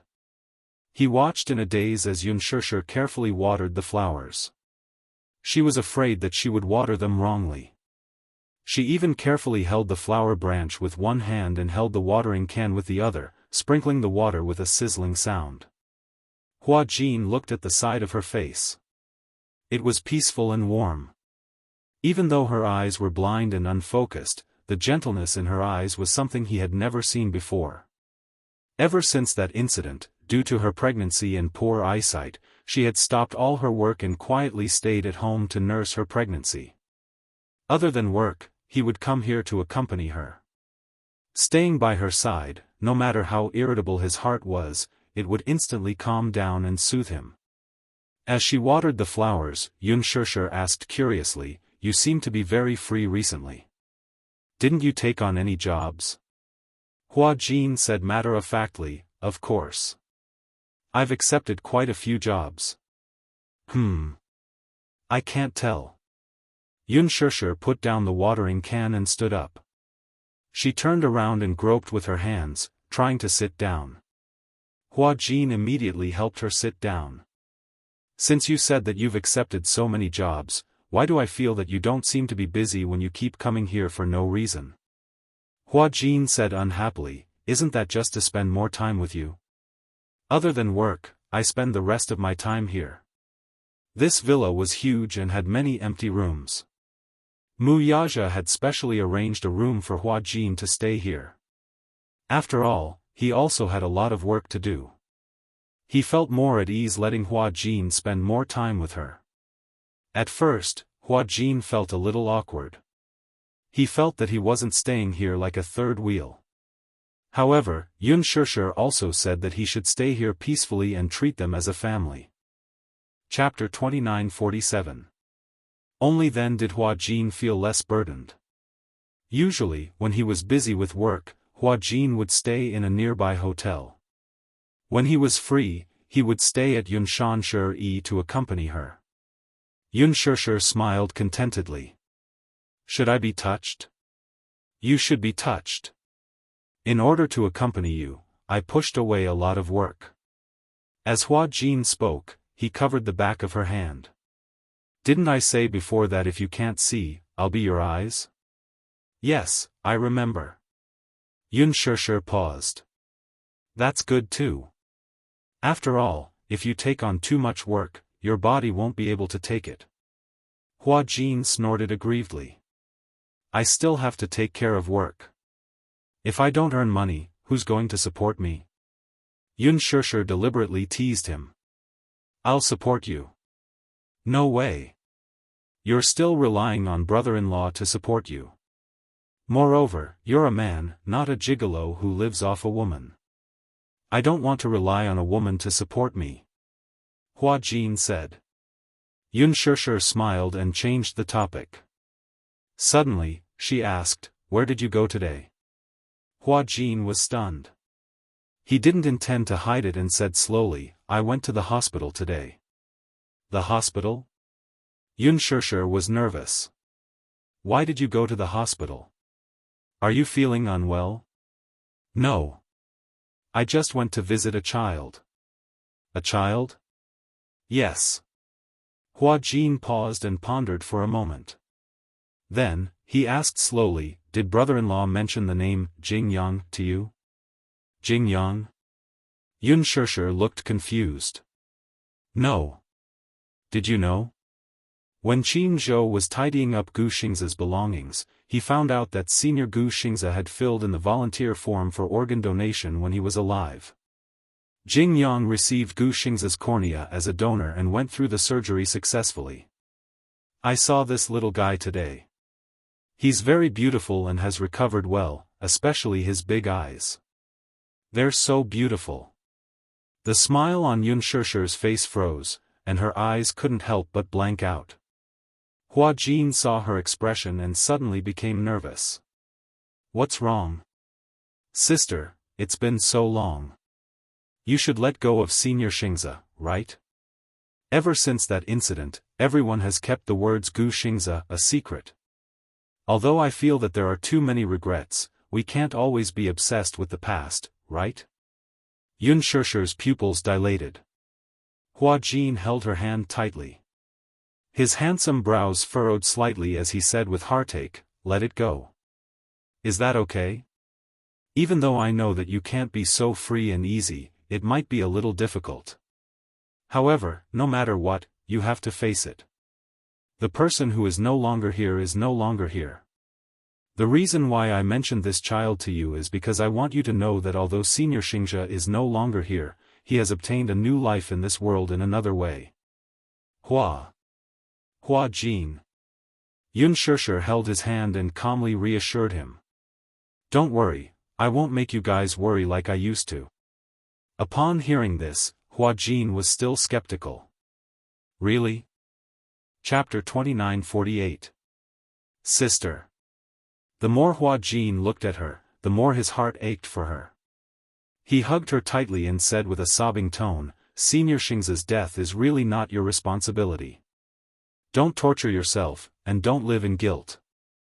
I think that if you truly love someone and give up for love, you will definitely not ask for anything in return. Gu Xianxia treats you well out of his own accord, and he has no regrets. He treats you like his life, so he definitely wants you to be well." I understand." Yunshirshir hugged his shoulders gently and choked, "I understand. So, I'll be well." Hua Jin wiped her tears away, but heard her say, "I want to see that child." Seeing that he was silent, Yunshirshir pleaded, "Just once is good. I want to see him. I can take you to see him, but you have to wait until tomorrow at least."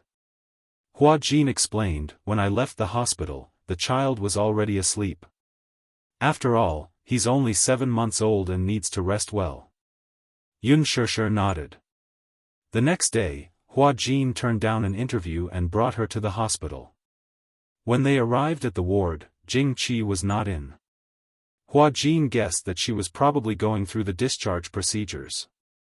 Jing Qi said that the child had recovered very well, so there was no need for him to stay in the hospital any longer. Every day he stayed in the hospital would be a day's worth of expenses. The doctor had already hinted that the child could be discharged, so she planned to go through the discharge procedures as soon as possible. Pushing open the door of the ward, Hua Jin held her hand and walked in quietly. On the hospital bed, the child's eyes were wide open. He blinked and looked at the world curiously. Hua Jin had specially brought a gift for the little guy this time, a pink unicorn plush toy from Leji. Approaching the bed, Hua Jin helped Yunshirshir sit down. He leaned over to look at the little guy and said gently, "Uncle is here to see you again. Are you surprised?" "Yeah." The child stretched out his hand and pointed a tender finger at him, his eyes wide open in curiosity. Hua Jin gave him a thumbs up, and then placed the unicorn beside him. Yu Yu's unicorn was not big. It was a medium-sized unicorn. Based on Yu Yu's height, she could hold it with one hand. However, the little guy was only 7 months old after all. When he opened his arms, he happened to be hugged tightly. It could be seen that the little guy especially liked this furry toy. He hugged it and rolled around on the bed. The 7-month-old child had already learned to crawl around on the bed and was especially good at tormenting himself. Yunshirshir could not see. She could only hear a series of bell-like laughter coming from the bed. It was extremely pleasing to the ear. The crisp laughter was like the clear spring of a mountain stream, but also like the sound of wind chimes. When she heard this, she couldn't help but smile. Jing Qi finished the discharge procedures and walked into the ward. When she saw that it was Hua Jin, she was about to smile. However, when she saw the unfamiliar person sitting by the window, she was stunned. Although she looked unfamiliar, when she looked carefully, she felt that she was familiar, as if she had seen her somewhere before. She suddenly recalled that she seemed to have seen this woman in an advertisement when she was at the bus stop. The endorsement was for a high-end cosmetics brand. This cosmetics brand was especially expensive.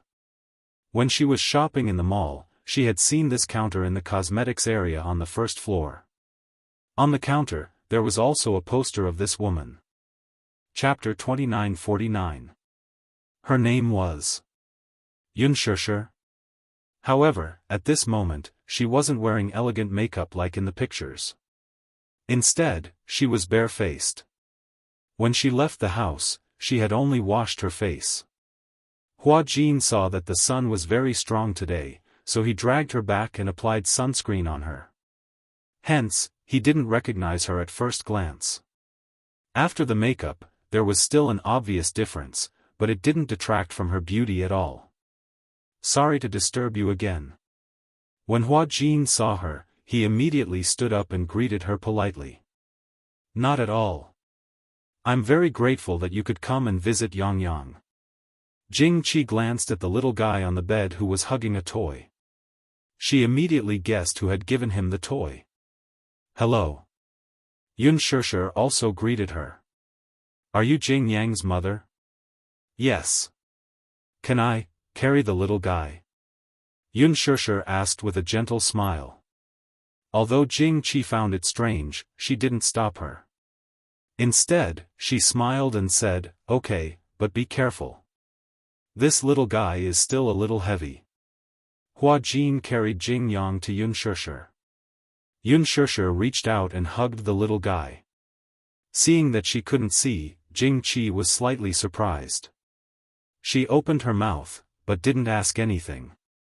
The little guy was in Xianxia's arms, but surprisingly, he didn't feel shy. He only opened his eyes wide and looked at her curiously. His two little hands were probing. First, he touched her hair. Then, his big eyes were attracted by the necklace on Xianxia's neck, so he reached out to grab it. The child was small and didn't know what to do. He was a little strong. When Jing Qi saw this, she rebuked, Yang, be good. Don't move. Xianxia immediately said, it's okay. She couldn't help but feel a little regretful. Because she couldn't see, she couldn't take a good look at the child in front of her. However, hugging the soft little cub, it was as if she had returned to a few years ago when Yu was just born. His body was also small and soft, as if he was made of water or glutinous rice balls. It was as if he could be flattened and rounded at will. She hugged him carefully. Although she was a little unfamiliar with the way she carried the child, she was professional enough. One look and one could tell that she had been a mother. The little fellow became even more intimate with her. It felt so comfortable being hugged by her. Its pair of eyes were curved like crescent moons as it giggled and babbled. Who knew what it was talking about? Hua Jin replied, the operation went very smoothly. There were no signs of rejection. The little guy's eyes are especially beautiful. When he grows up, he should be as handsome as me. Shameless. She retorted, he'll definitely be more handsome than you. Sister, you're so biased. My face is praised by my fans as the most beautiful woman in the world. You're a little fresh meat now, but in a few years, won't you also become old cured meat? No matter how beautiful you are, you'll still get old. As she spoke, she ruffled his silky hair and smiled. This little guy is so tender that I can squeeze water out of him. Jing Qi asked carefully, are you friends with Mr. Gu Xingzi? Xianxia smiled, but it was a little bitter. Yes. Chapter 2950. Xianxia said, I'm not a big star. I only entered this industry because of my love for performing. Jing Qi could not help but feel a little touched. She had heard that big stars were very good at acting like big shots and putting on airs. After all, they had always been under the spotlight. The love of their fans, the flowers and applause, and their annual income was tens of millions. Even Gu Xingzi's annual income was in the hundreds of millions. Therefore, these big stars were definitely superior to others. Therefore, when she first saw Xianxia, Jing Qi could not help but feel a little uneasy and at a loss. At the same time, she felt a little inferior and looked up to her. However, Yun Shusher's easygoing nature surprised and touched her. She did not put on airs at all. When she said that she was not a big star, she was definitely not hypocritical. Deep down, she thought that she was just an ordinary person. "You're different from other celebrities." Jing Qi smiled. "You're so famous, but you don't put on airs when you talk to me." As she spoke, she walked over and asked with concern, "I wanted to ask just now. Your eyes. Are they injured? I think you can't see anything." Yun Shusher said calmly, "Yes. My eyes are a little injured and I can't see anything." "Is that so?" Jing Qi furrowed her brows in confusion. She was meticulous and seemed to have thought of something. She asked strangely, "Aren't you Gu Xing's friend?" "Then. When he donated his cornea back then, you could have accepted his cornea as a donor for the transplant." Yun Shusher did not say anything. Jing Qi could not help but ask sensitively, "Am I being nosy?" "I'm sorry. I'm a boorish person and I don't know how to talk. Sometimes, it's clearly a sentence of concern, but when it comes out of my mouth, it doesn't sound good. It's a little harsh. Don't take it to heart. If I'm being nosy, I won't ask." "No," Yun Shusher said lightly, "I can't undergo the surgery now because I'm pregnant. If I undergo the surgery, it won't be good for the fetus. I want to protect the child. Let's put the matter of my eyes aside for now." "I see. So that's how it is." She cursed silently in her heart. This beautiful superstar should be very good friends with Gu Xingzi.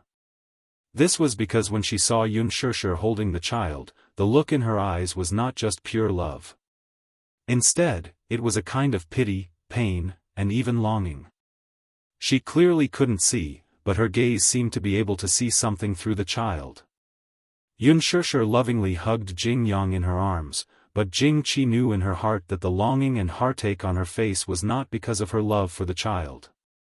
She didn't understand if this was a disguised form of entrusting. She placed her longing for Gu Xingzi on this child. Jing Qi came back to her senses and said with a smile, "Congratulations. You're going to be a mother."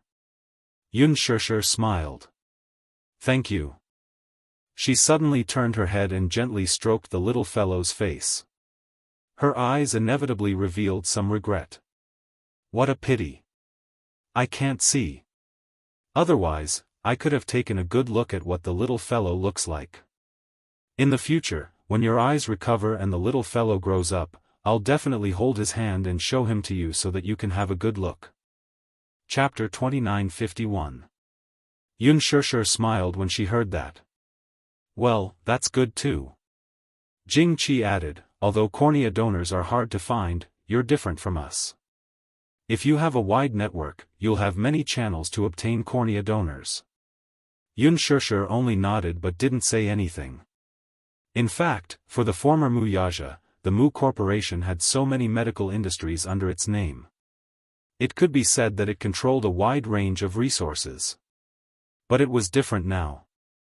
After Wuxia left, the Mu Corporation completely removed him from the Mu family. What did that mean?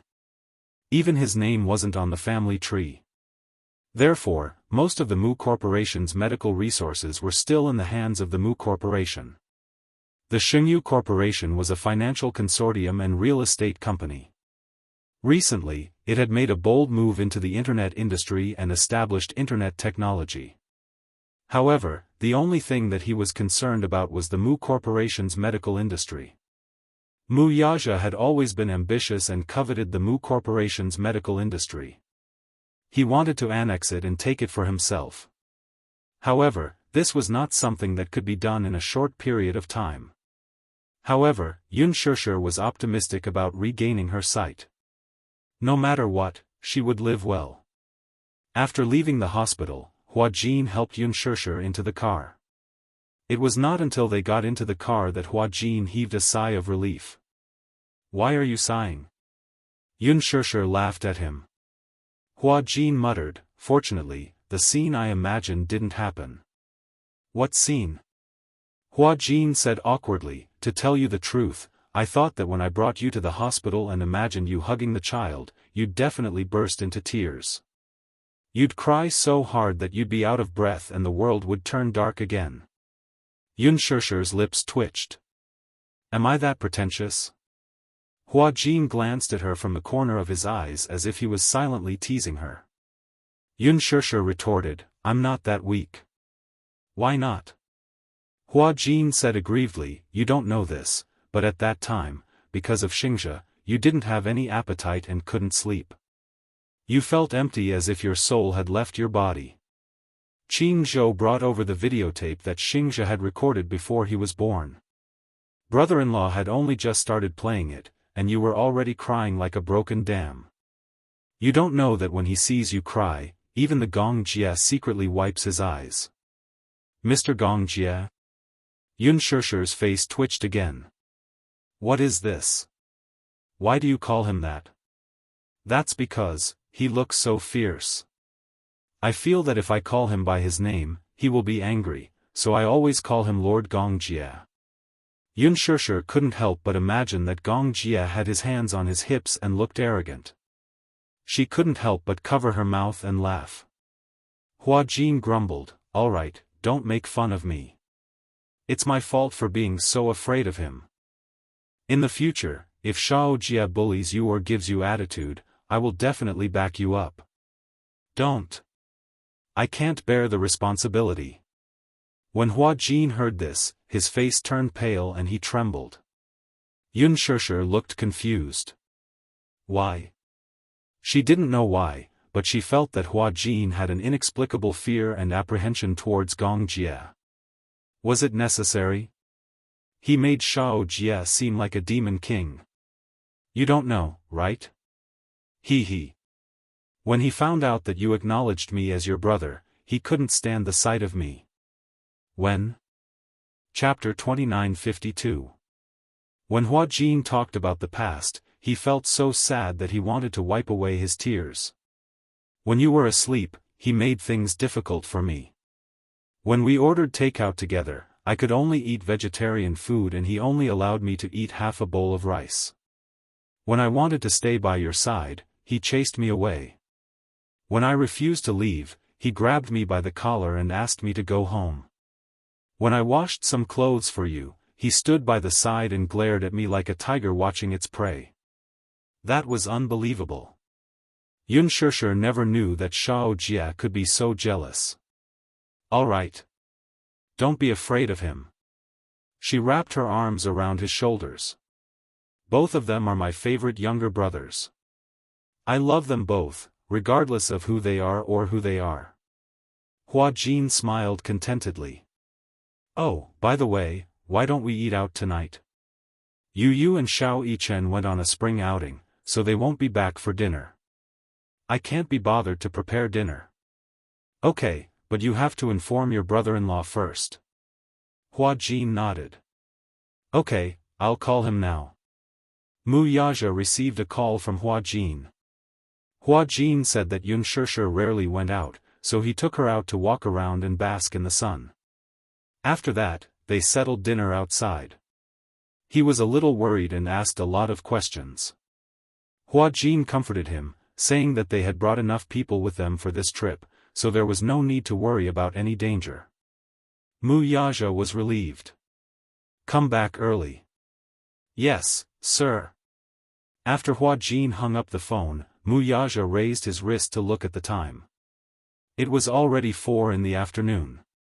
He tidied up the table and called Lu Jinyu.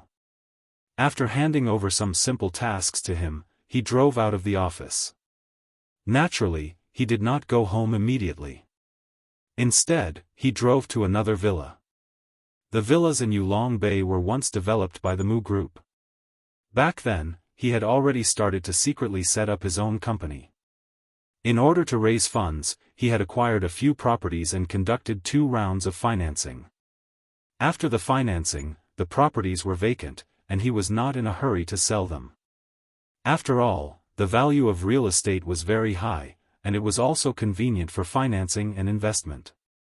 The reason he'd rushed to Imperial Dragon Bay was none other than because he'd arranged for Yun Na to stay here some time ago. Wuxia parked the car in the basement and got out. He walked to a shutter door and pressed the password. The door slowly opened. The villa had a total of 6 floors, and 2 of them were basements. The first basement was the garage, and the second basement was a very large storage warehouse. Yun Na was then settled in the warehouse. The warehouse was temporarily remodeled. A bed and some furnishings were added. A stainless steel cell door was welded to the inside of the door.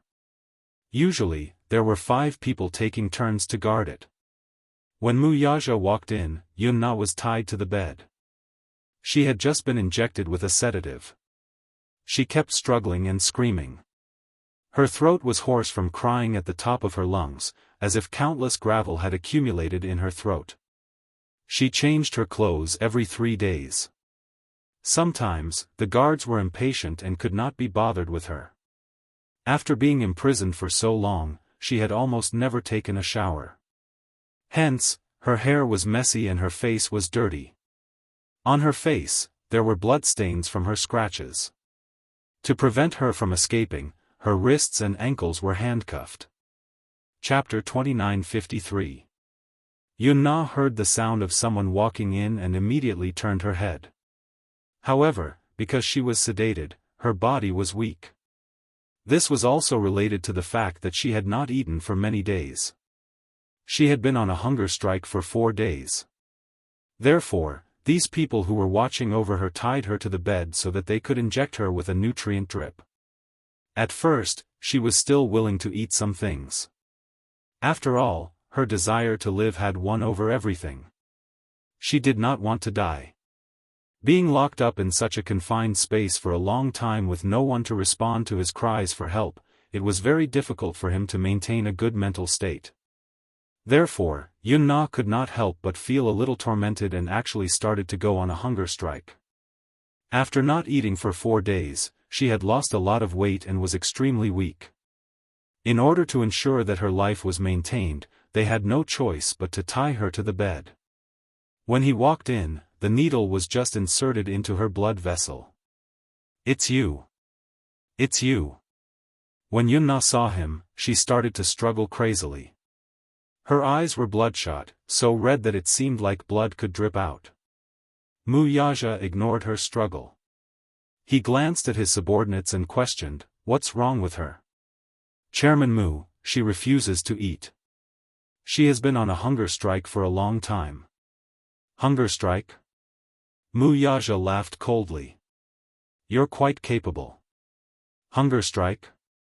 Was she protesting against house arrest?" Wuxia. Yun Na glared at him with red eyes. Her face was ferocious as she asked aggressively, "What do you want? Now that I'm in your hands, you can kill me or torture me as you wish. Kill me or torture me as you wish." Wuxia curled his lips mockingly. "What a good, as you wish." He paused for a moment and suddenly walked to the front of the bed. He lowered his head and lightly sized her up, the smile in his eyes growing deeper. "However, I won't kill you." "What?" In shock, Yun Na widened her eyes in shock and looked at him in disbelief. Wuxia said, "Don't worry, I won't let you die." Yun Na's expression changed. "Won't let her die?" Then, in the end, Yun Na couldn't figure out what he was up to. This man was extremely black-bellied. Originally, she thought that if she was taken away by him, he would definitely use all kinds of methods to make her suffer so much that she would wish she was dead. He would use all kinds of cruel and crazy methods to torture and humiliate her. However, it didn't happen. He had only imprisoned her in darkness, but he had not done anything to harm her. Why? She caused Yun Shishir to become like that and Gu Xingzi to die. In his eyes, she had committed a heinous crime. He should hate her to the core. But now, he was saying that he wanted to keep her alive. In the end, Yun-na could not understand or guess this extremely shrewd man. What are you trying to do? She asked warily. You don't need to know. Mu Yaja could not be bothered with her. He was only here to check on her condition. Seeing that she wasn't half dead like he had imagined, at least it meant that her will to live was strong enough. Keep an eye on her. Mu Yaja instructed again and then turned to leave. Behind him, Yun-na asked hysterically, what do you want? Mu Yaja, kill me? With your methods, why don't you give me a quick death? Mu Yaja stopped in his tracks, and a thick aura of viciousness appeared on his back. Give you a quick death? Chapter 2954. He laughed mockingly and glanced at her from the corner of his eyes. He said coldly, there's something that I haven't gotten back from you yet. Don't even think about it. Yun-na was stunned when she heard that. She was a little confused by the thing he was referring to. What thing? What exactly did he say that he wanted to get back from her? What is it? However, Mu Yaja wasn't in a hurry to respond to her bewilderment. You don't need to know. His back was facing her, but it was obvious that he didn't want to waste too much time on her. He was only here to check on her condition. Seeing that she was in good condition, he didn't plan to stay any longer. The cell door was locked from the inside. Yun-na looked at his retreating figure in panic and despair. She asked hysterically, what exactly is it? Tell me. Tell me. Mu Yaja. You bastard. Why are you imprisoning me here? What's your motive? Answer me. The only response she got was the heavy sound of the shutter door closing. With a loud bang, the door fell heavily on the ground. Darkness enveloped her as if she was isolated from the world. She clenched her fists tightly, but there was no room for her to struggle. Her expression was twisted, like a trapped beast. Mu Yaja had just gotten into the car when his cell phone suddenly rang. He picked up the phone and saw that it was Lu Jinyu. He frowned and picked up the call. Hello? Boss, I heard that sister-in-law isn't home for dinner tonight. Yeah. Mu Yaja couldn't help but be surprised. He didn't mention this to him. When Hua Jin called, he happened to be standing by the side. He probably heard that Yun Shishir wasn't home for dinner through the phone. What's the matter? Lu Jinyu chuckled evilly and said seductively, it's rare that sister-in-law isn't home. Since there's already someone taking care of her, why don't you come with us to have some fun? Mu Yaja frowned and looked at the phone screen in disdain. He knew that Lu Jinyu wouldn't call him for anything good. No. As he spoke, he was about to hang up. Lu Jinyu hurriedly said, Chief. Don't hang up. Sigh. Actually, I'm doing this for your sake. Look, eldest sister-in-law has been pregnant for so long, so you must be reluctant to touch her.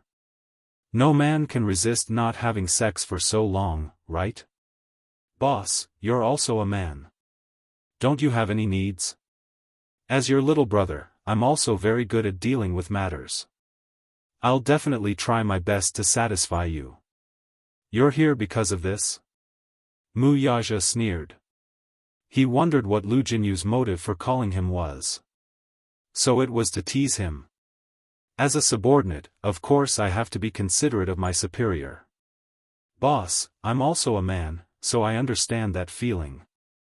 If he really couldn't hold it in any longer, there was no need to hold it in. Don't worry.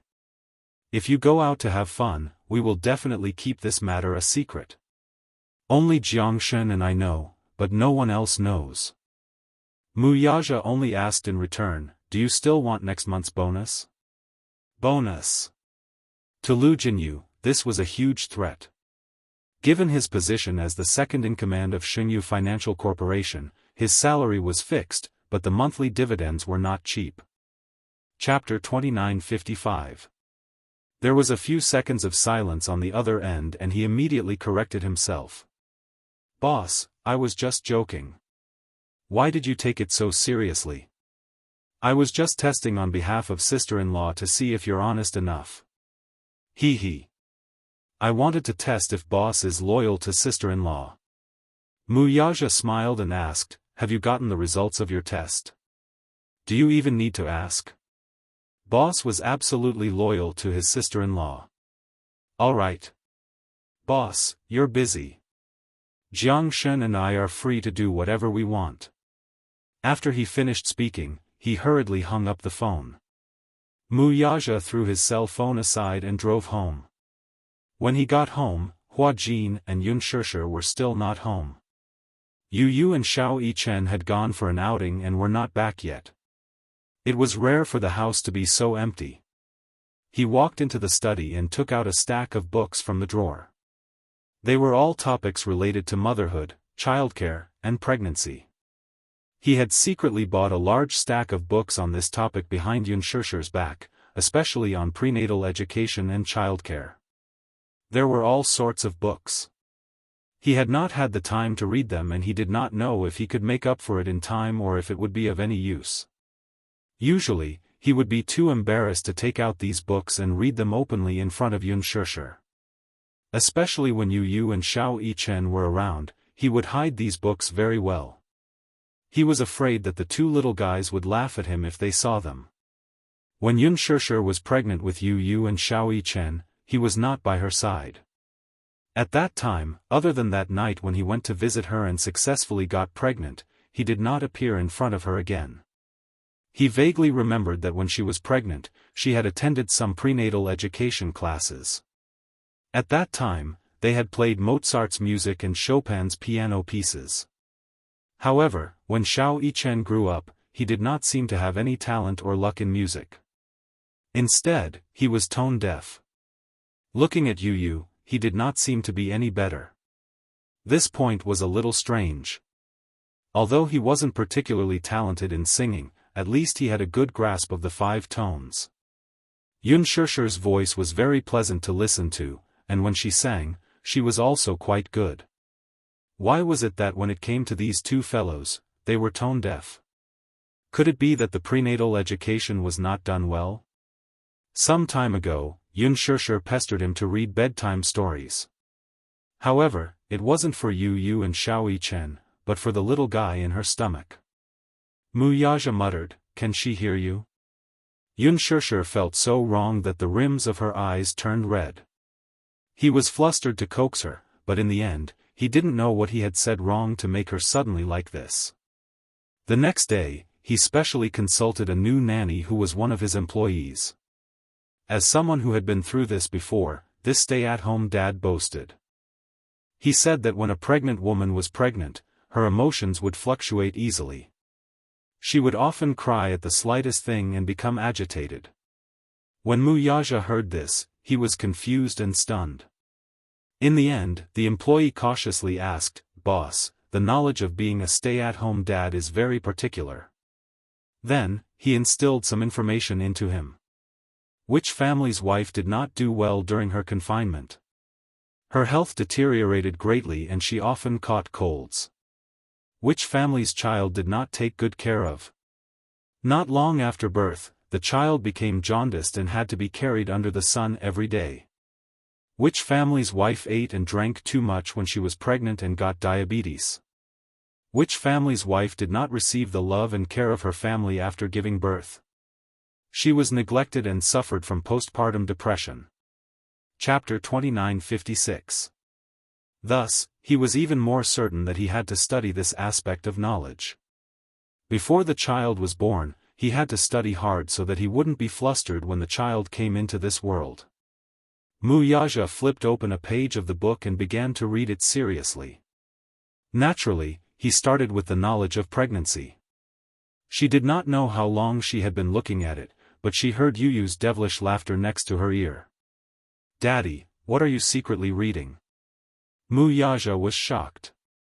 He was so focused that he didn't hear Yu's footsteps when the door to the study was pushed open. He slammed the book shut and turned his head. He saw Yu standing by the side with an evil expression, laughing secretly at him. Yu glanced at the spine of the book lightly. She covered her mouth and laughed secretly. "So Daddy is studying about pregnancy." Very good, not bad, not bad. As she said this, the little girl patted him on the shoulder and said seriously, but why do I feel like you're doing something bad? You look like you're guilty. Wuxia snorted coldly without batting an eyelid. However, his burning ears betrayed him. Yu saw this and laughed even more. Daddy, there's nothing to be shy about. It's good to study hard. A qualified father starts off as a stay-at-home dad. Get lost. Wuxia was furious. Yu turned and ran away. Wuxia angrily glanced at his retreating figure. He picked up his teacup and took a sip of tea. However, through the door, she could hear Yu running into the living room and yelling, "Mommy, I'm here. Mommy. I just saw Daddy secretly reading The Complete Knowledge of Pregnancy in the study." Wuxia was caught off guard and spat out a mouthful of tea on the book. He didn't have time to wipe the tea stains off before he guiltily hid the book in the drawer. After a while, Yu and Xiao Yichen held Unshirshi's hand and entered the study. Seeing this, Wuxia glared fiercely at Yu. However, the little boy had a sly smile. He glanced at the table and teased, "Ah, Daddy, you're so fast. You secretly hid the book." Xiao Yichen also teased him, "Daddy, study hard. We're not at home, and Daddy didn't go out to play. You're reading obediently at home. Daddy must be trying to learn about pregnancy so that he can be by Mommy's side. Daddy, you're too sneaky's way. You're really unscrupulous in order to please Mommy." The two little lads echoed each other, and Wuxia's face grew increasingly hot. He clenched his fists, cleared his throat sternly, and chided them in a low voice. "Stop fooling around." Unshirshi pursed her lips and smiled. She asked, "What are you reading?" "Nothing. I just heard you say that you were reading." "I wasn't." Wuxia stood up immediately and walked to her side with a stiff expression. He frowned and said, "Don't listen to the two children. We're not fooling around. Daddy, reading books isn't something to be ashamed of. You're not reading erotic magazines behind Mommy's back." Before you could finish speaking, Xiao Yichen tugged at his sleeve curiously. Yu, what's an erotic magazine?" Unshirshi choked on her saliva. Wuxia's expression darkened. Chapter 2957. Yu and Xiao Yichen looked at each other. When Wuxia wasn't paying attention, they secretly made funny faces at him and stuck out their tongues. The two little lads held hands and left. Wuxia was satisfied.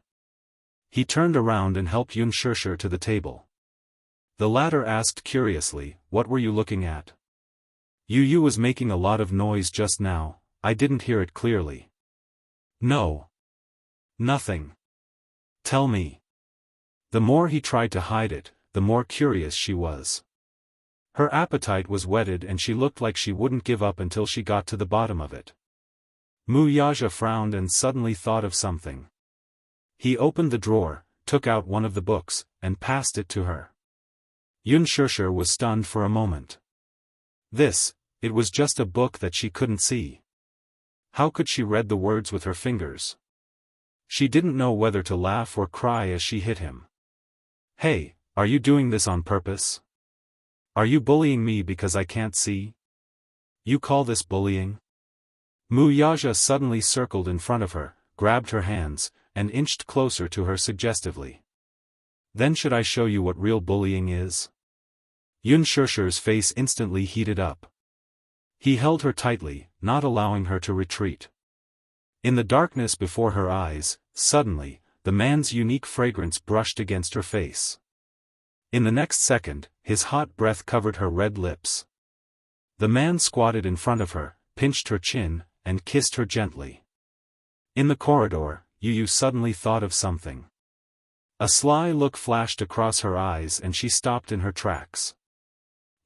Just as Xiao Yichen was puzzled, Yu put up her index finger and shushed her. She tiptoed around and walked towards the door of the study. The two little guys sneaked to the unlatched door, only to see Wuxia kissing Yunshishir in the study. They were entangled and reluctant to part with each other. Xiao Yichen was the most shy. She quickly covered her eyes with her hands and didn't dare to look any longer.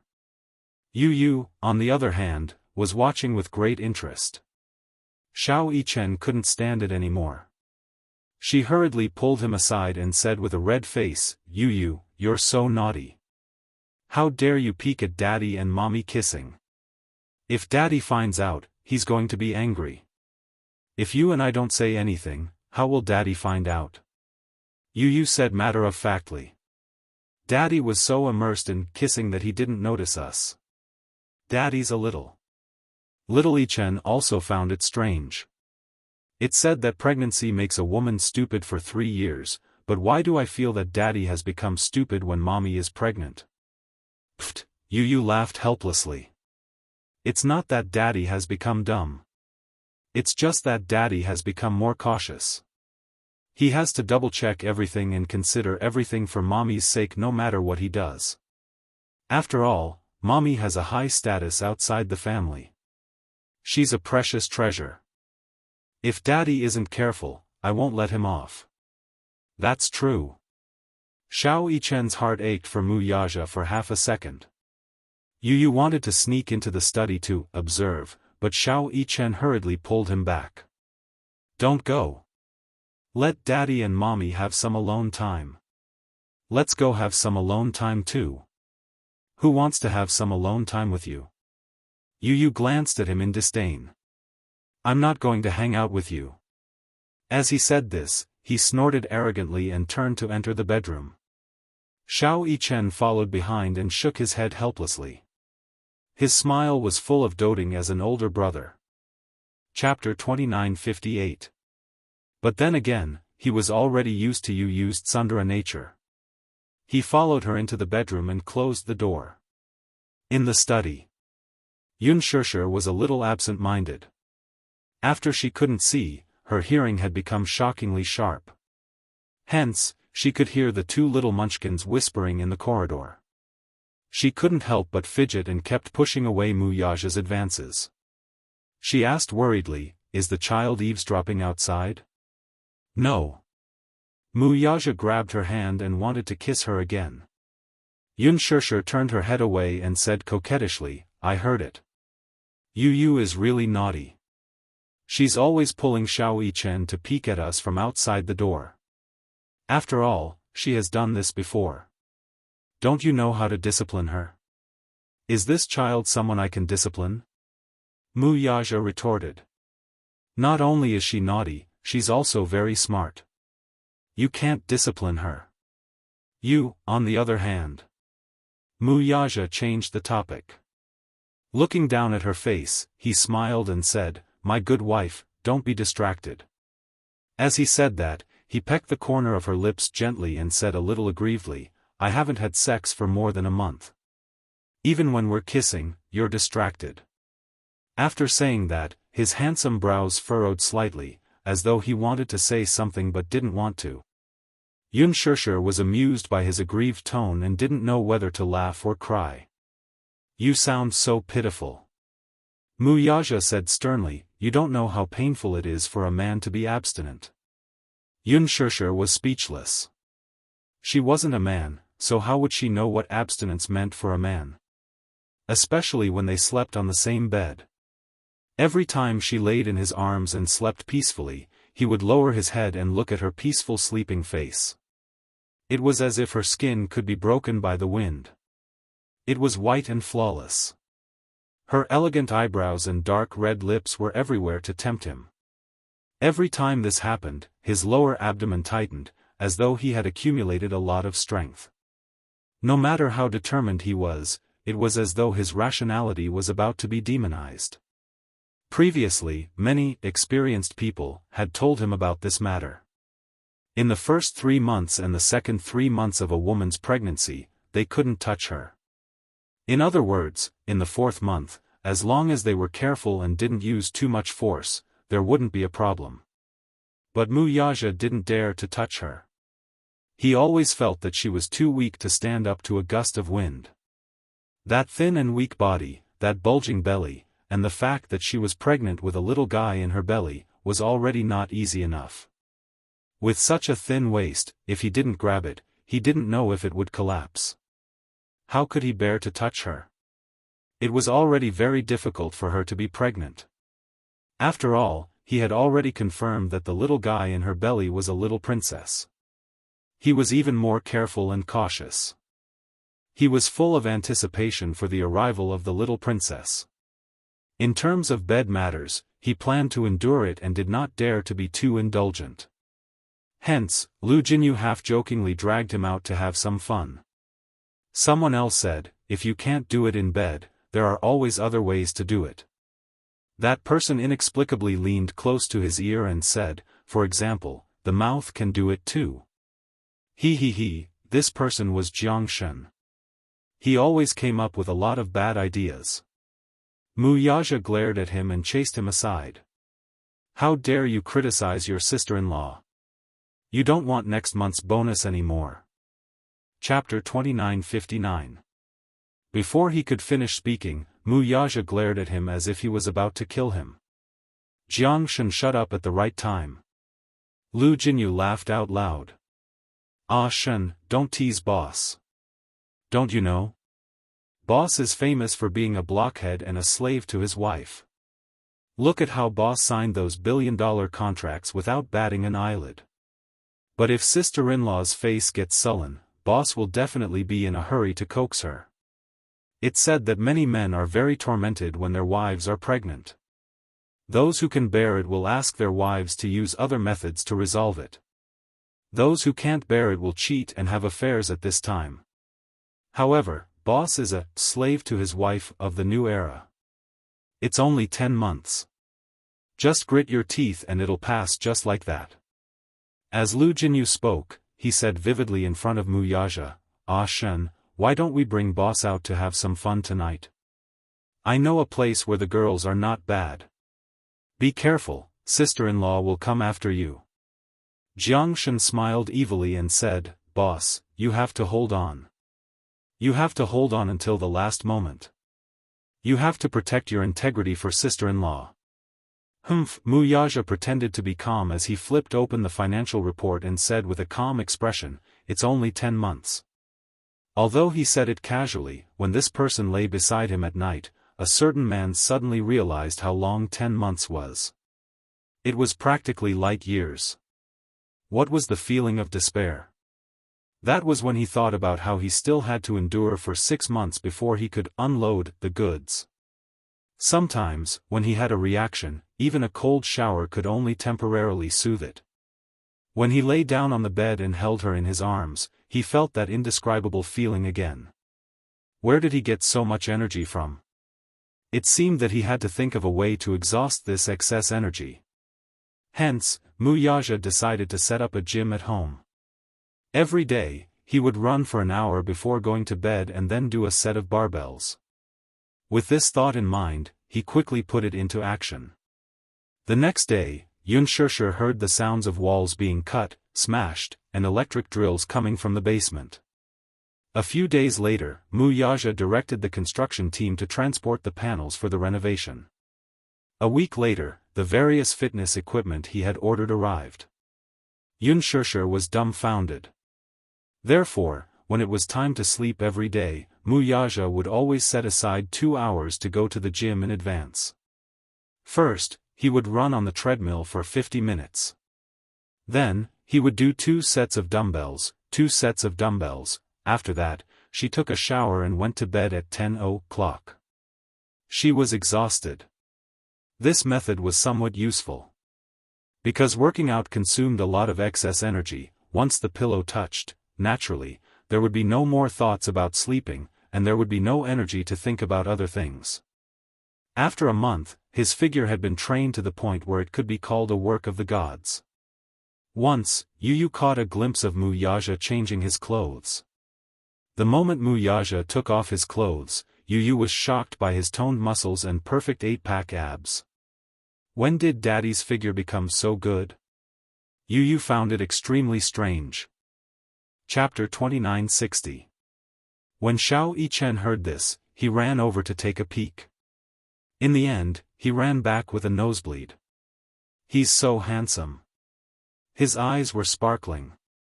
Luckily, Mommy can't see. Otherwise, Mommy would be smitten. Are you exaggerating? You don't understand. Xiao Yichen looked at him with disdain. Girls can't resist a man with a good figure. Yu was speechless. Was that so? Hence, Xiao Yichen and Yu would appear punctually at the gym on the basement floor at 8:00 in the evening. This time, it was Mu Yaja's turn to be dumbfounded.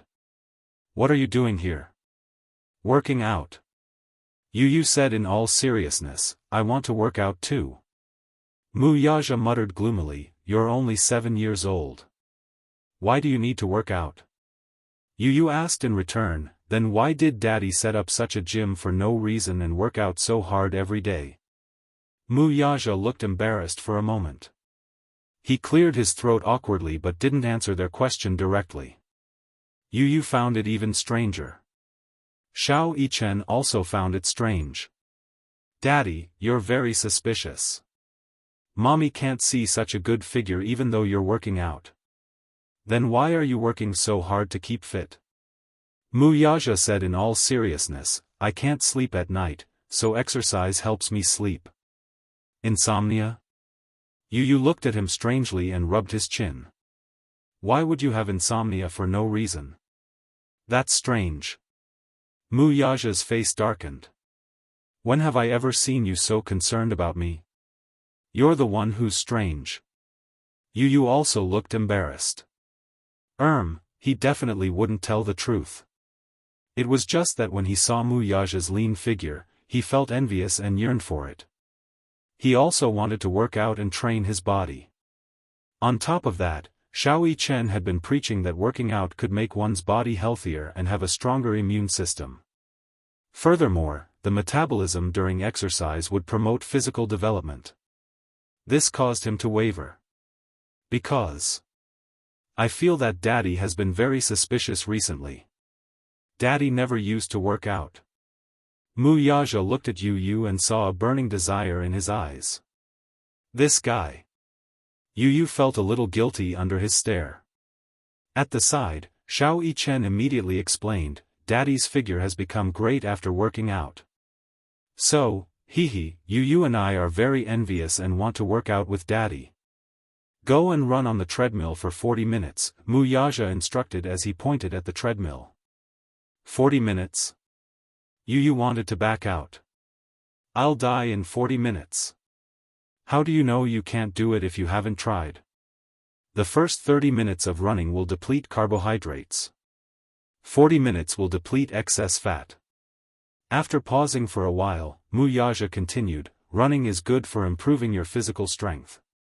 Start with running. Yu and Xiao Yichen glanced at each other and then reluctantly got on the treadmill and started running. After half a month, the results were obvious. Hua Jin realized that the father-son trio would disappear at 8:00 sharp.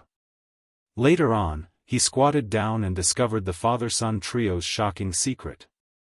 These 3 guys were actually here. Fitness. Fitness.